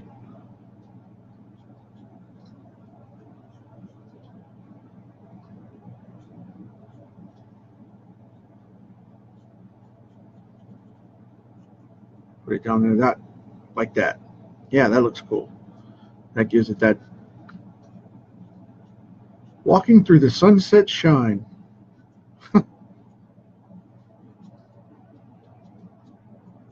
Okay, cool deal. Now right on this side, I'll put it right there. Like that. Barely touch that in there because I don't want to burn it out.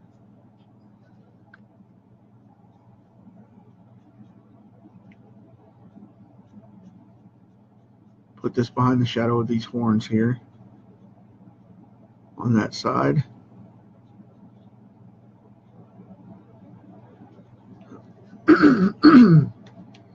Cool deal. Got that one done.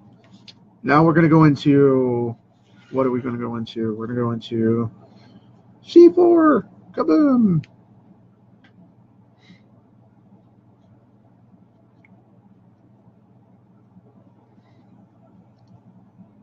That's a fun paint number to say.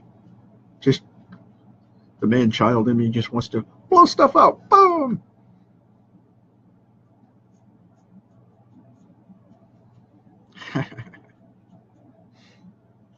What did he say? Did he say man-child? He really said that?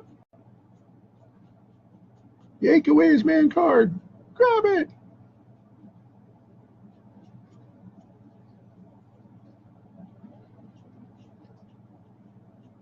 Gave up that information. Now I'll have to go into hiding.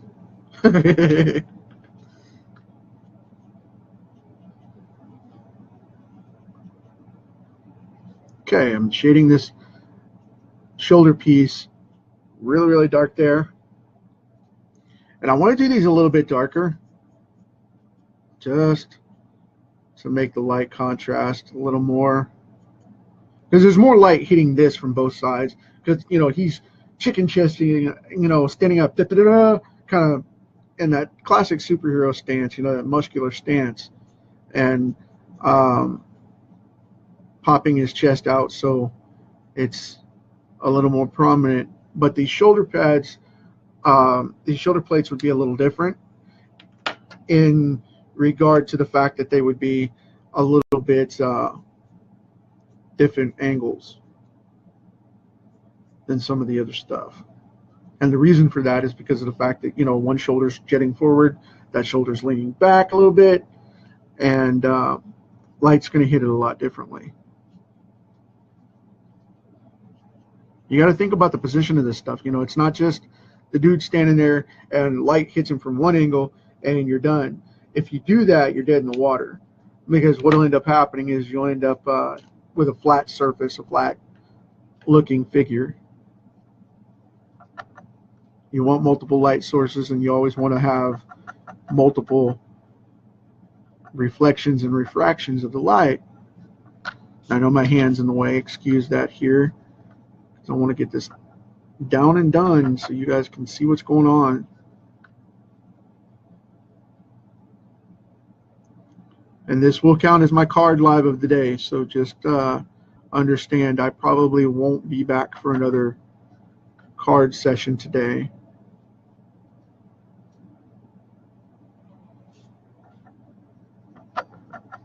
Yeah, I want that to be a little brighter like that. Nice.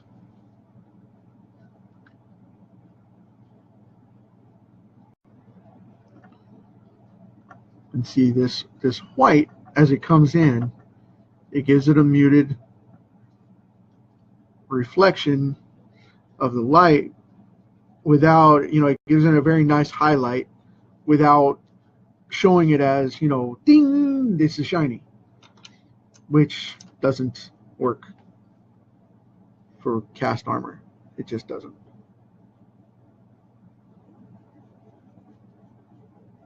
And on this one, I'm going to keep this very simple, very easy, because of the fact that I don't want to wash this out and have it be black and white, because these hard shadows are going to be very delicate in here because of the way this one is sitting.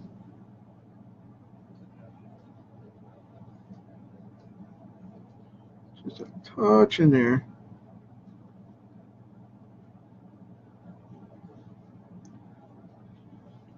So same thing here, down underneath. It's going to give a little bit of cool reflection, going to give some diversity. A little bit of contrast, and we're good to go. See, that's very cool stuff. Very cool. Now, I'm going to go back in with a very dark brown. I want to make sure this is not too red.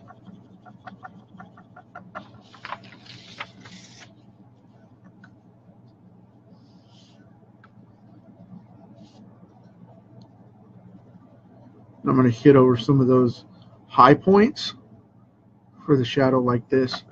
Now, most people would go in with black and do this like I've been doing on the armor, but if I do that, it'll wash out. It will mute it instantly. I'm slowly building this up so I don't make it too dark here.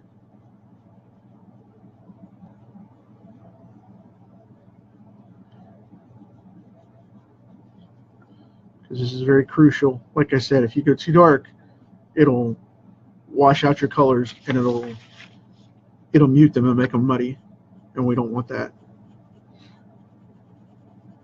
I definitely do not. Okay, we're done with that.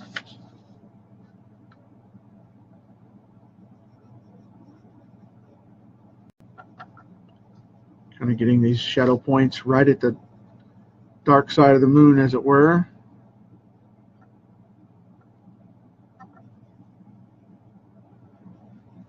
See, I'm putting that on the underside, but I'm not going all the way to the edge because I want that highlight.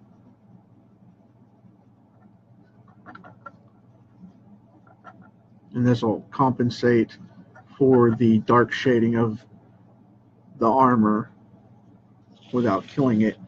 And I may even go back in with some white here in a few minutes and kind of touch that up as well. But for the moment, just kind of want to darken that up just a little and bring it out. So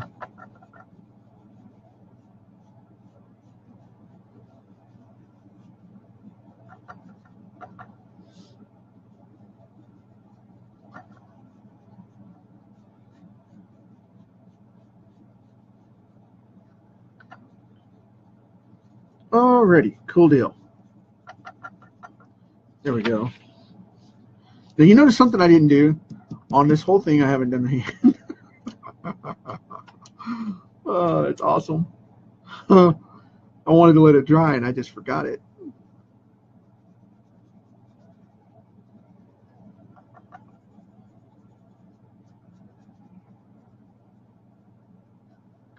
Catching on the side of these knuckles. It's always a favorite right there. Look, you forgot that whole piece. It's like, look, you forgot to put on pants. Jeez. Now, see, I warned you from the very beginning that I was a little bit tired today, and that's definitely calling that out. Anyway, now we've got that shaded up. I'm going to do the legs real quick so we have those evened out. We don't forget anything along the way.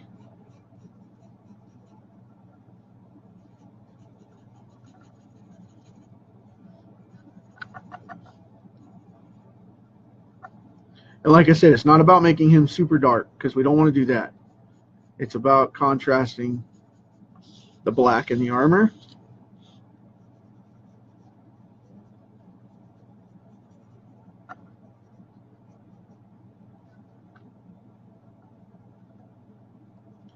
And just bringing those highlights up a little bit with those dark shadows, contrasting that to make it pop.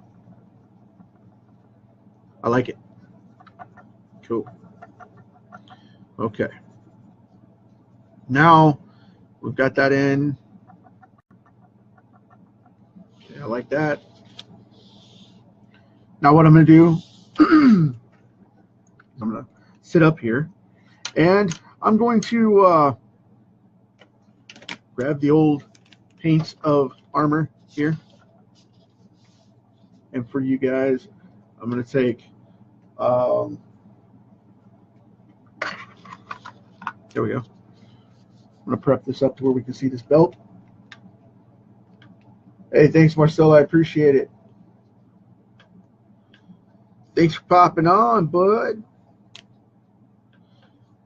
Now I'm going to go in and contrast this this armor up. So we have it. Get those rivets first. And we're going to make that stand out because we're going to have it look like this. We're going to have it look like the chest plate. So this is going to make that pop off. And then I'll tone that up real quick and show you guys how we're going to do some of that. And then I'm going to do, after this belt, I'm going to skip down and do one of the skulls and some of the stone a little bit, just to shake things up.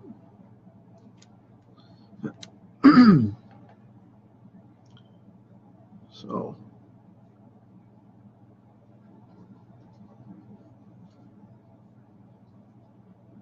okay, those rivets are done. I'm going to go back over this and get some of this stuff painted out.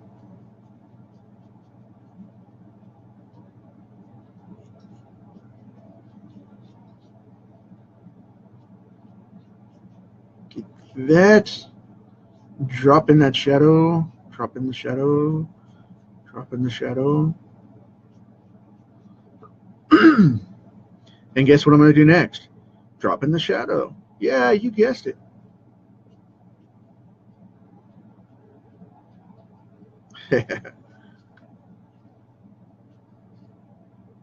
Run that along the bottom side of this rim right here. I like that. It's cool. Okay. M3. Darken these up a bit.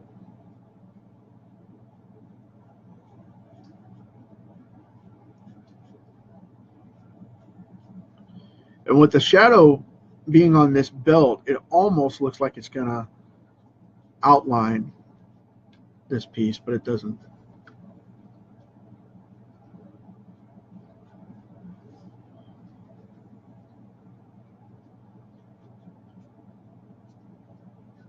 Okay, put that on the bottom rim there.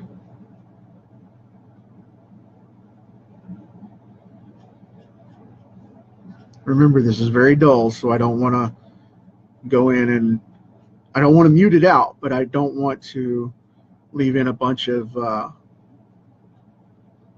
bright highlights.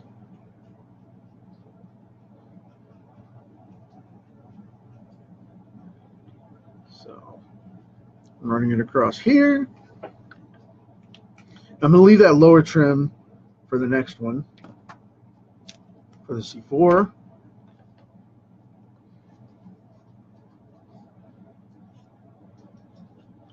Bring out a contrasting bottom weight with a little bit heavier shadow. And get those rivets.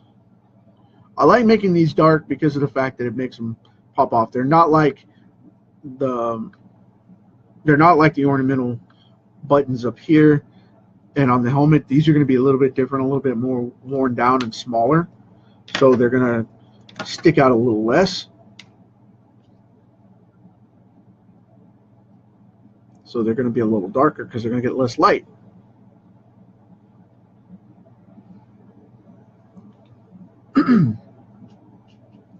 There we go. Done deal.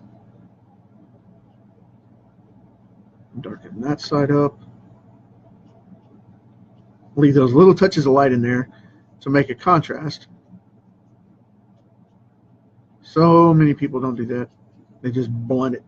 It's just like blink. Okay.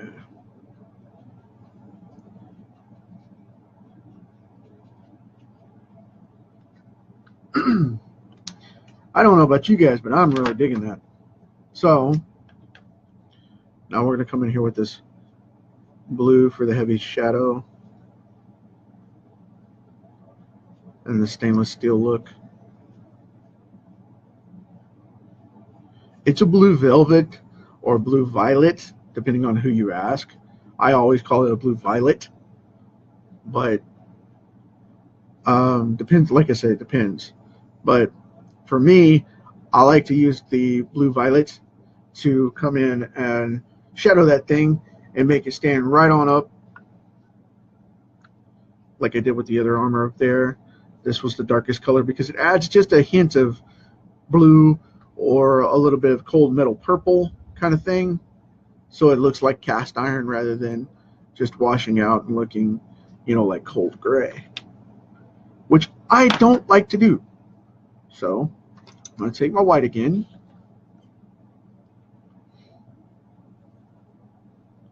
I'm going to highlight this bad boy and make it stand up. Add attention. Now, I know that's going to look a little funny at first, but the thing is, it's just like the horns at the top up here. Whenever we make this stand out like this, it's going to make it stand off and look ornamental. And it gives it a cold look, like it's metal, you know, like it's got some mass. And then you go down one side very gently, bink, and make those teeth pop out.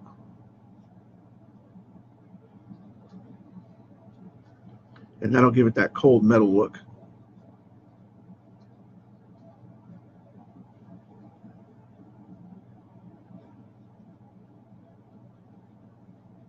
Go one side, there's the other side.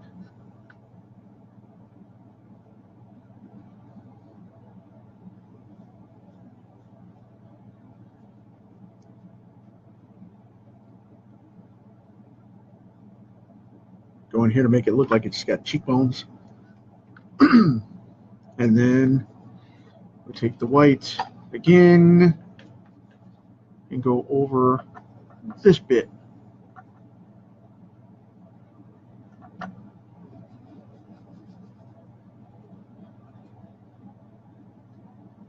They used to do this a lot when they did Heavy Metal Magazine, and it just makes it pop up. You know, when they used to color it with the pencils, they would color most of that book with colored pencils rather than color it with anything else. Because one, it was the cheapest form to do it. Two, it gave it that distinct look that everybody knows and loves from that magazine.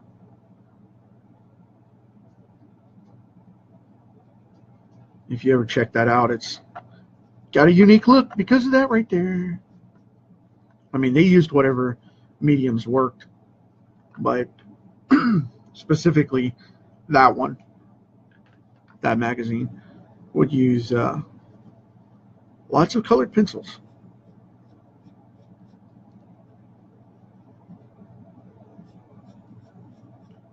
Very cool little three-dimensional effect here.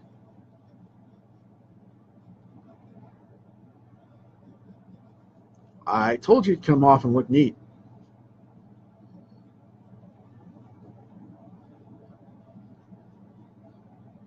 So I hope that looks as cool as I think it does. I like that little scar where, like, he got hit. Somebody tried to cut across here, nick the belt, nick there, nick there, nick there, nick there. Excuse my cough. I think we're getting a lot of this marked out here. I'm trying to go in and put some shadow under these little rivets now. This is a big deal because, you know, these little suckers refract and reflect just like anything else. And if you don't put anything on them, then they don't look like they're raised up.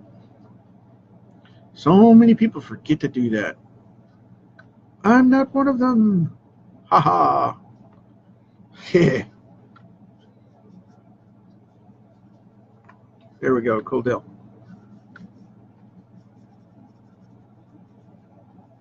Again, not cutting into that light. Wanting a little bit of a light refraction.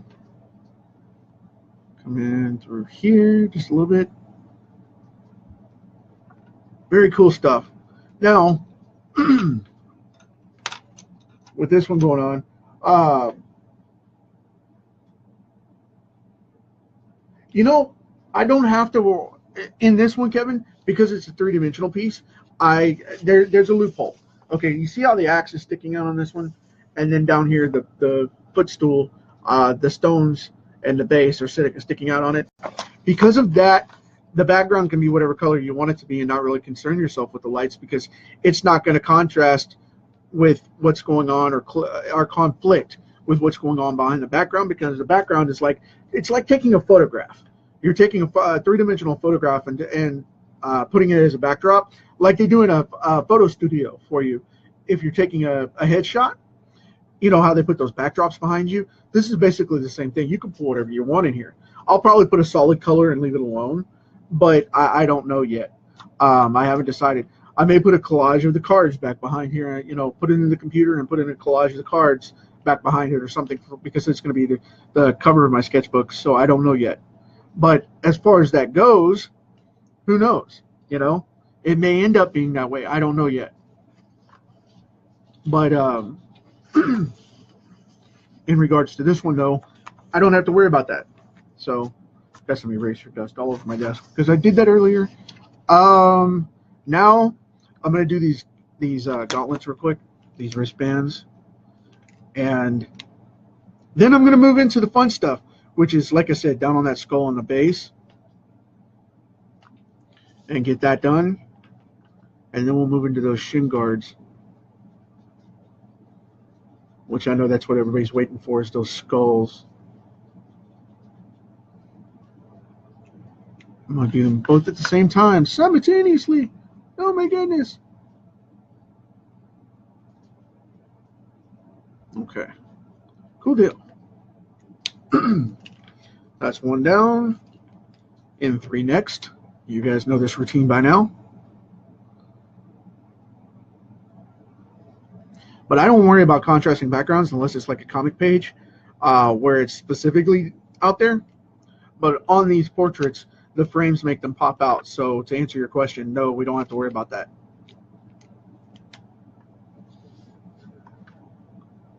I mean, if I was doing a full piece, you know, that would be one thing, but we really don't have to worry about that as much with this singular pop out kind of situation. Let's see here. See, this is coming off real quick with these. And the reason being is because of the fact that they're so simple, but yet so key.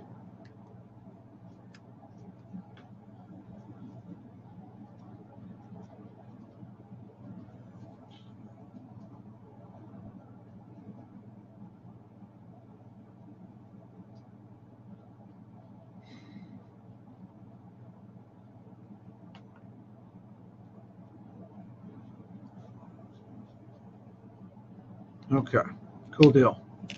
Now we'll go in with the white and the black and knock them out.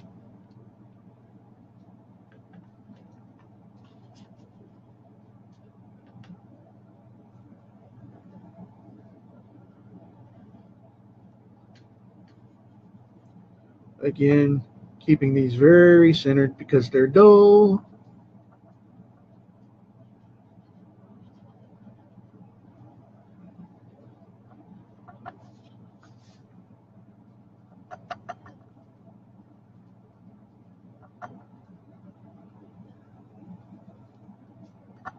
I don't want them to look like shiny armor or polished armor. That's just that's defeating the purpose.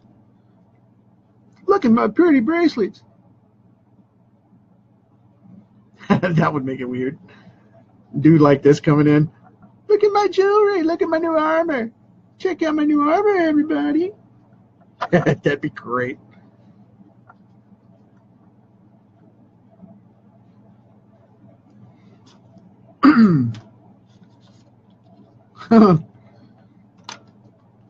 Where'd you get those? Zales?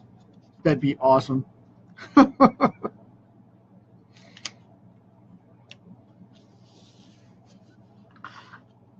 Okay. Make sure you guys can see this.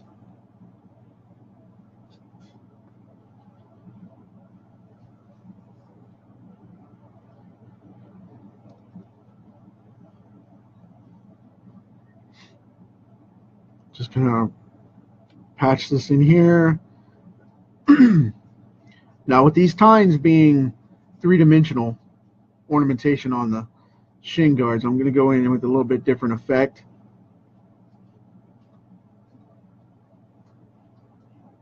Just kind of make a horseshoe shape like this. And it brings it up. And then just color one side. And then one bottom edge. Think like that. And then bring it down to it. And then you have your base for your shadow. But like I said, with multiple light sources, you don't have to worry about that because it's going to go wherever you want it to go anyway. And with this one being turned out this way as he's tilting back, you know, kind of got his knee bent up on this one, and then he's got kind of his weight on his leg there, and you kind of bink like he's stepping up. He's going to turn that out a little bit, so you're going to want more light on one side than the other. So I'm going to lean more on this side for the shadow, and then have the highlight come in from the other and from the top.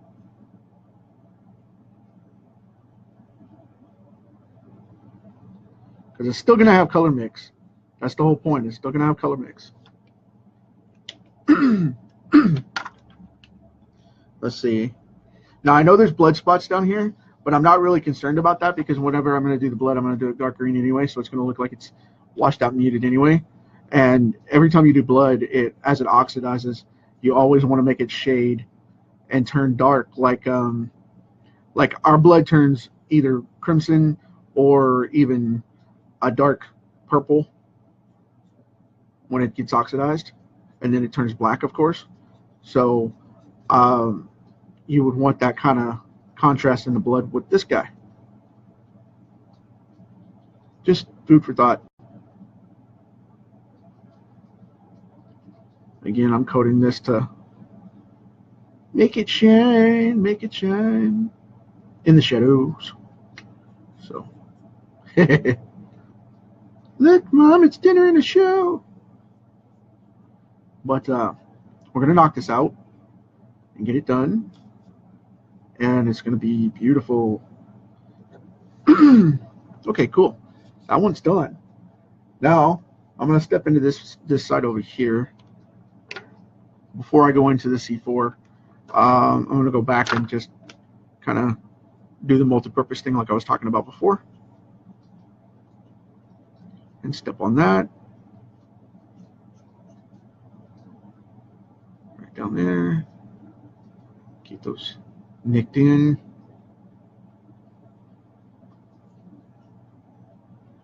Not too much into the hair because it's pencil. And when you're doing this, you got to remember too, always remember to keep your pencil and your paint separate in the way that you color, because you'll end up making a mess because you'll take these paints and go right over them, and then it'll turn them into a mud puddle. I've done that many times when I was learning how to use them all, and man, it'll muddy them up big time bad. Don't do that. Don't do that. Okay. Shadow on this side now. I mean, you can use them in your colors, you know, in your penciled areas, but be very cautious about it because they will turn that wax into a mud puddle, and it'll be bad. It'll be very bad, very bad, very bad. Okay. Don't want to overwork this too much, leaving the highlights open. Think there with the toe. Little ball there, put a stripe there. Mute that out. Good to go. Cool deal. It comes together very quickly once you get a rhythm going, and now I've got that, so very cool.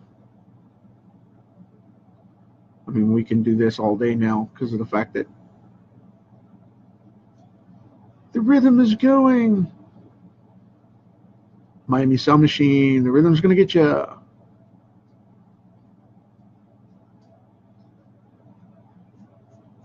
I missed that band.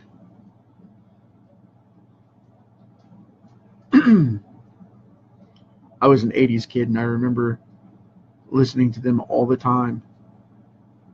Like I said, I really enjoyed that band. I was mainly into the big hair rock stuff, but you know, the ballad rock and the big hair bands and whatnot. But I like all kinds of music. But yeah, that I just thought of that because of the goofy remark, but whatever works.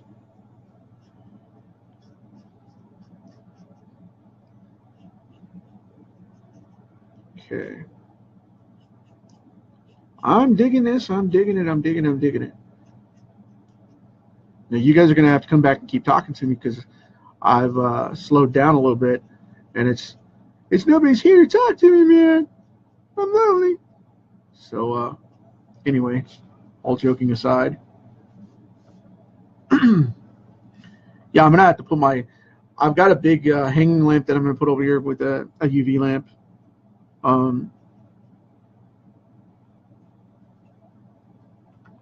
Or actually, or fluorescent.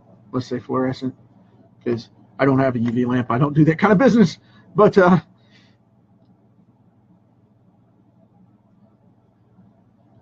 one of those big office style bar light lamps hanging over the computer where I used to have my drafting table, and now I need to go in and move those hooks and put it over my desk so that it lights up over here so it doesn't mute down so hard on you guys. No one's complained about the lighting though, but I do, because it's dark to me and I don't want that to be a problem. So, and I know what it is because it's so late in the day and it's gotten dark outside. But my windows need wiping. There's no light.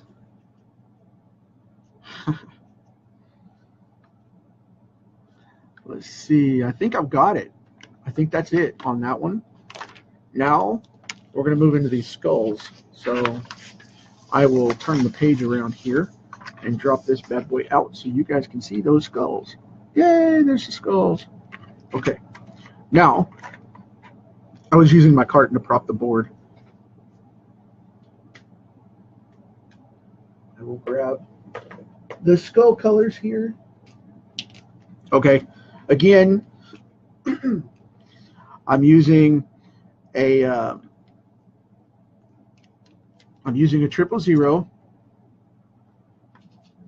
Matter of fact, I think I'm going to turn that page sideways like this.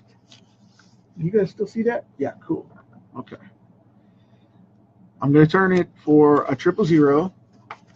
It's E000 for the highlight here, the base color of the skull. I'm just going to kind of wash this over. I'm not even going to go all the way around because I want the white highlights around the edges. I'm just going to kind of color this in just a little. This is going to be from the middle out to get that effect of bone. Okay. I know this looks a little funny right now, but it will look like a skull here momentarily. And I'm going to touch on those teeth a little. Now, good to go. Cool deal. I'm going to do the same thing. Come around those blood spots, and because I don't want to look like I'm highlighting them or outlining them, that would look weird. But I'm going to go in here like this. Like I said, just hitting the outside just once in a while, but I'm trying to keep it in the middle of the sections and keep them colored up. Tap on those teeth, give them calcification, hopefully not plaque, which would be gross, but make them look like bone. There we go. Cool deal. That's pretty quick, right? Now I'll take my 000 and go in and thicken that up a little bit. Make sure you smooth the edges. Again, same thing. You know, just going over right through the center and touching base. to get them done, and that's it. Now you can do this with soft grays as well, which I'm going to use a gray in here too. But humans have certain proteins that are in their bone that give them a sandy color in the right conditions, and rather than them being gray. And in this particular case, I'm going to go both ways here. And I'm going to go in with a yellow. And I'm just going to barely touch here and there. And the reason for that is certain proteins show up that way, and that's it. I mean, just to give it a little bit of a contrasting color. Nothing heavy, because I still want them to look like human bones when I'm done. Just to give it a sheen. And then now I'll come in with the B60 again. And this is where you bring it in together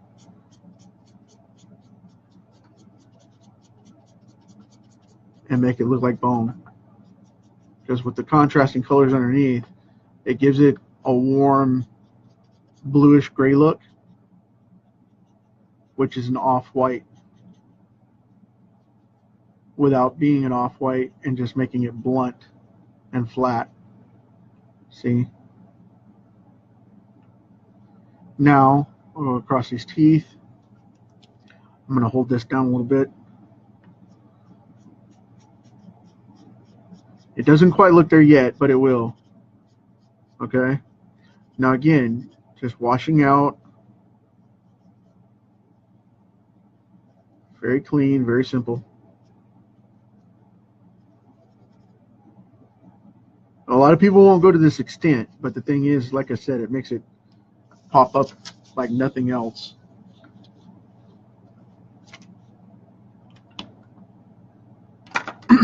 Okay, now I've got the N1, which is going to be the dark gray for this particular piece. And this is where the shadows are going to come in, and it'll make all those other colors contrast and pop up.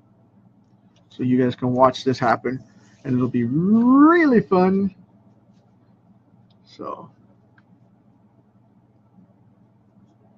but if you ever want to know how to color skulls this in bone, this is pretty much the way to do it right here. And I learned this technique through trial and error, and believe me, a lot more error. Now that's the nub from the jawbone, by the way. If you're wondering what that little bulb is, that's the nub from the jawbone that goes down here and down and around. If you feel up and right at your ear, right in front of your ear, you'll feel your jawbone drop. And you know, I'm tapping it like you can see my face. But anyway, if you feel right in front of your ear and then open your mouth, you can feel that jaw move, and that's where that little nub is, right up in there. And if you drop your jaw far enough, you will feel it.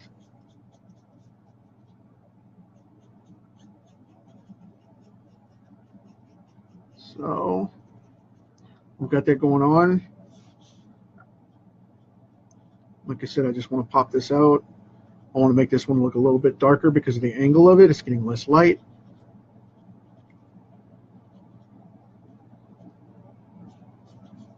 And it has no lower jaw. So, sucks to be that guy.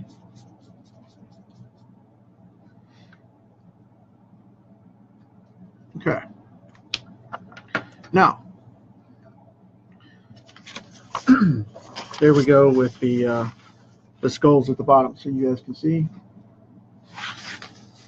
Now what I'm going to do is I'm going to go back in here and get a dark green, and I'm going to go after this guy's blood spots real quick,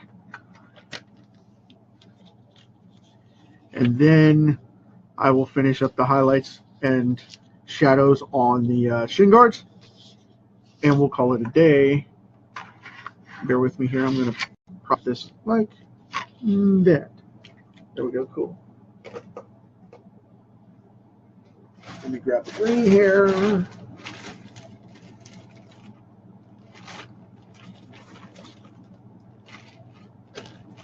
I think this one might work. Let's see. Watch it be like electric green and I can't use it. That might, that'll work for me. I'll do it that way. Why not?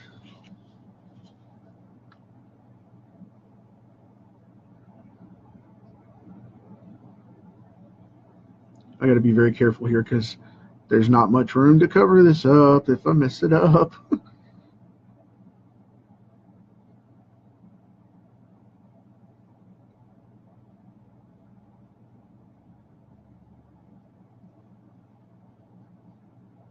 Cool deal.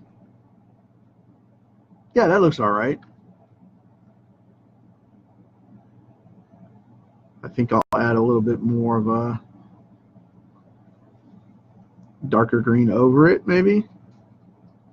Depending on how it dries. I'll see how it dries first and let you guys know what I did with it.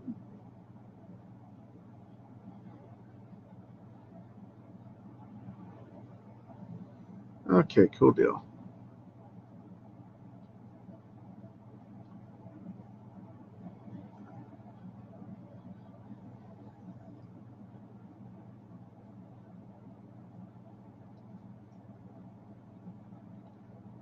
Alrighty. Now we've got that going on. I'm going to put in, oh, I forgot to color that hair down there too. I'll have to get that. I'll have to get that. So,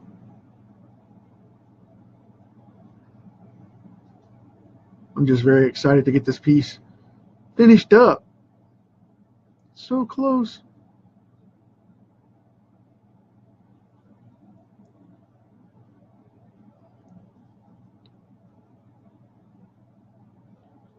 Alrighty.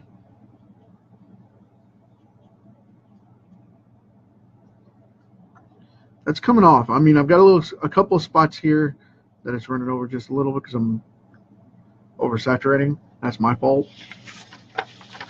Gonna go over here and get this other side.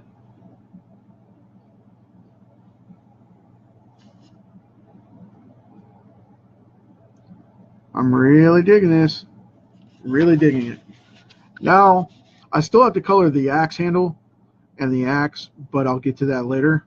I don't think I'm going to do that in this session. I think I'll save that and post it for you guys on the final product for us to see what's going on after I finish up the shin guard.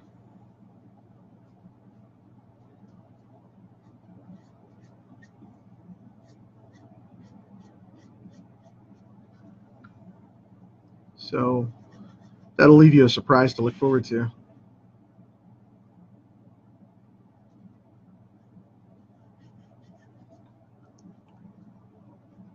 But this thing is coming along swimmingly.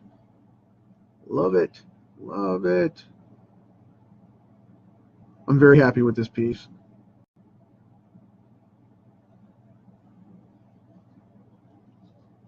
Okay.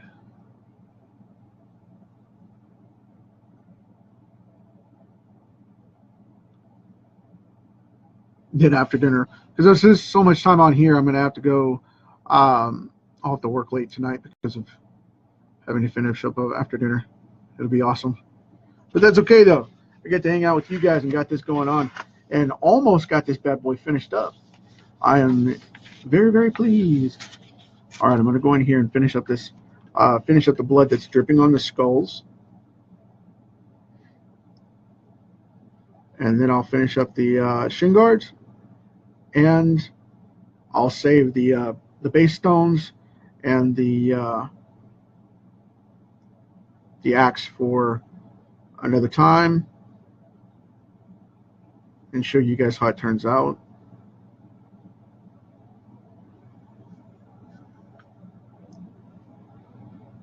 I got the blood dripping on the skulls there.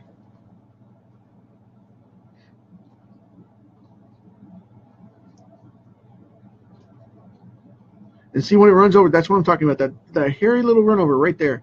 I don't know if you guys can see that, but I can. I'll have to ink over that when it's dry.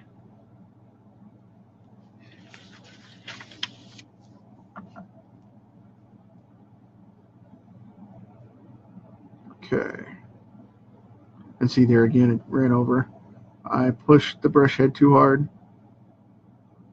That's okay though, you can make that work, you know.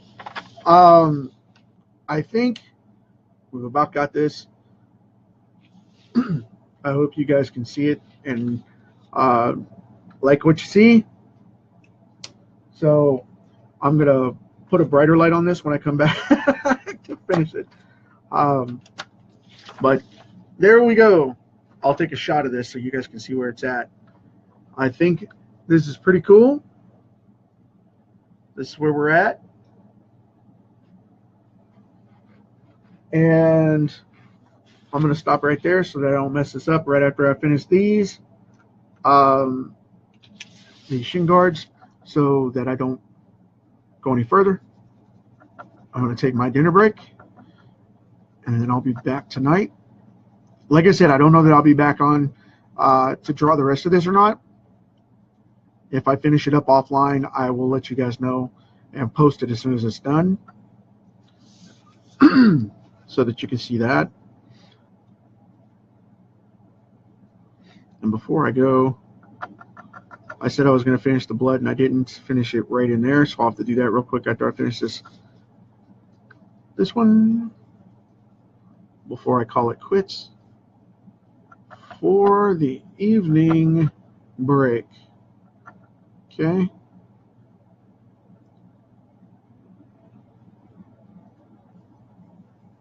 All right. Cool deal.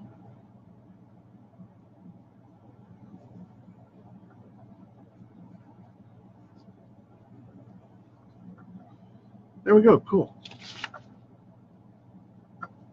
Now I'll do this side real quick.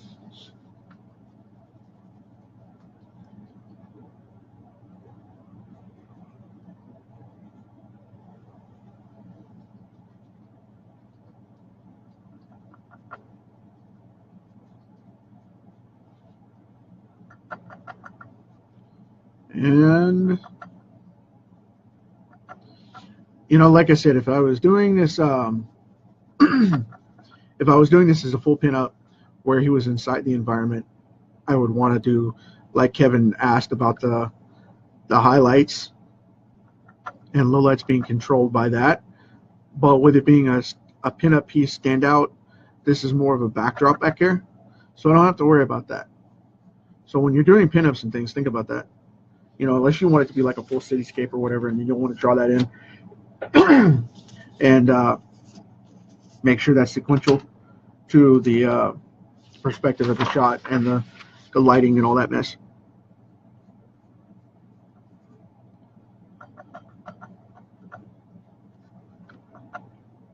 That is a good takeaway from this one.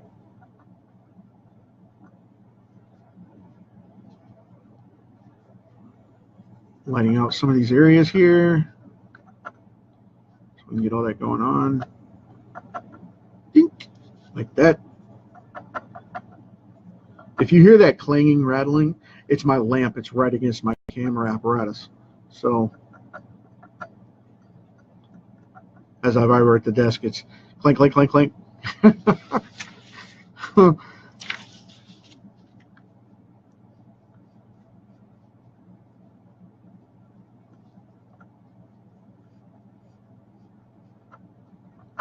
Boy, I really dig that one. That white popped out big time. Like I said, we don't want it to look polished, shiny. Just want it to look like the light's hitting it, and it has substantial weight and texture.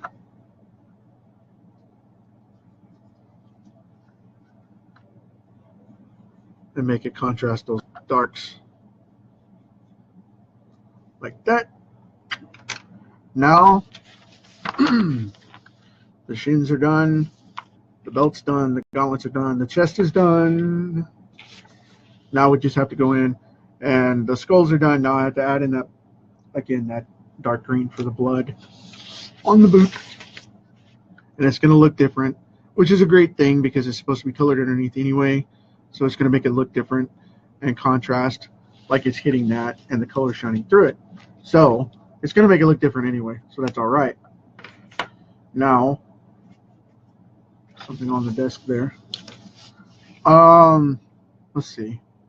I think that's good. We have, I want to do this piece of, if you notice, I put in this piece of flesh on here, and I want to do that to make it sync up for details. Oops, flying pencils. I want that to sync up, so I've got the flesh and I've got the little bit of hair there, and then I wanted to go down here and doing his beard patches, as it were.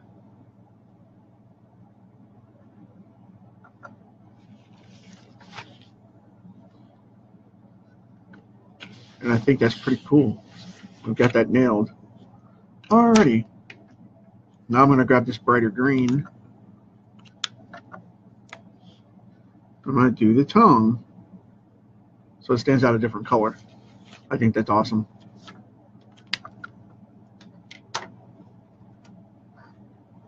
And I'm going to take this colored teeth a little bit and make the eyes look a little weird, like they've had fluid sitting in them for a while and it's gone rancid, kind of thing. There we go, folks. Hope you guys dig it. I'll take a picture of the shot so far so we can see what's going on, and we'll get the rest of them done up. So thanks for hanging out with me for the last 2 hours and 42 minutes. Oh man, I ran over on this one big time. So hope you guys are digging it, and I will talk to you next time. So see you tomorrow. As always, take care, be nice to somebody, leave the planet a better place than you found it, and maybe somebody will thank you for it someday. Talk to you later.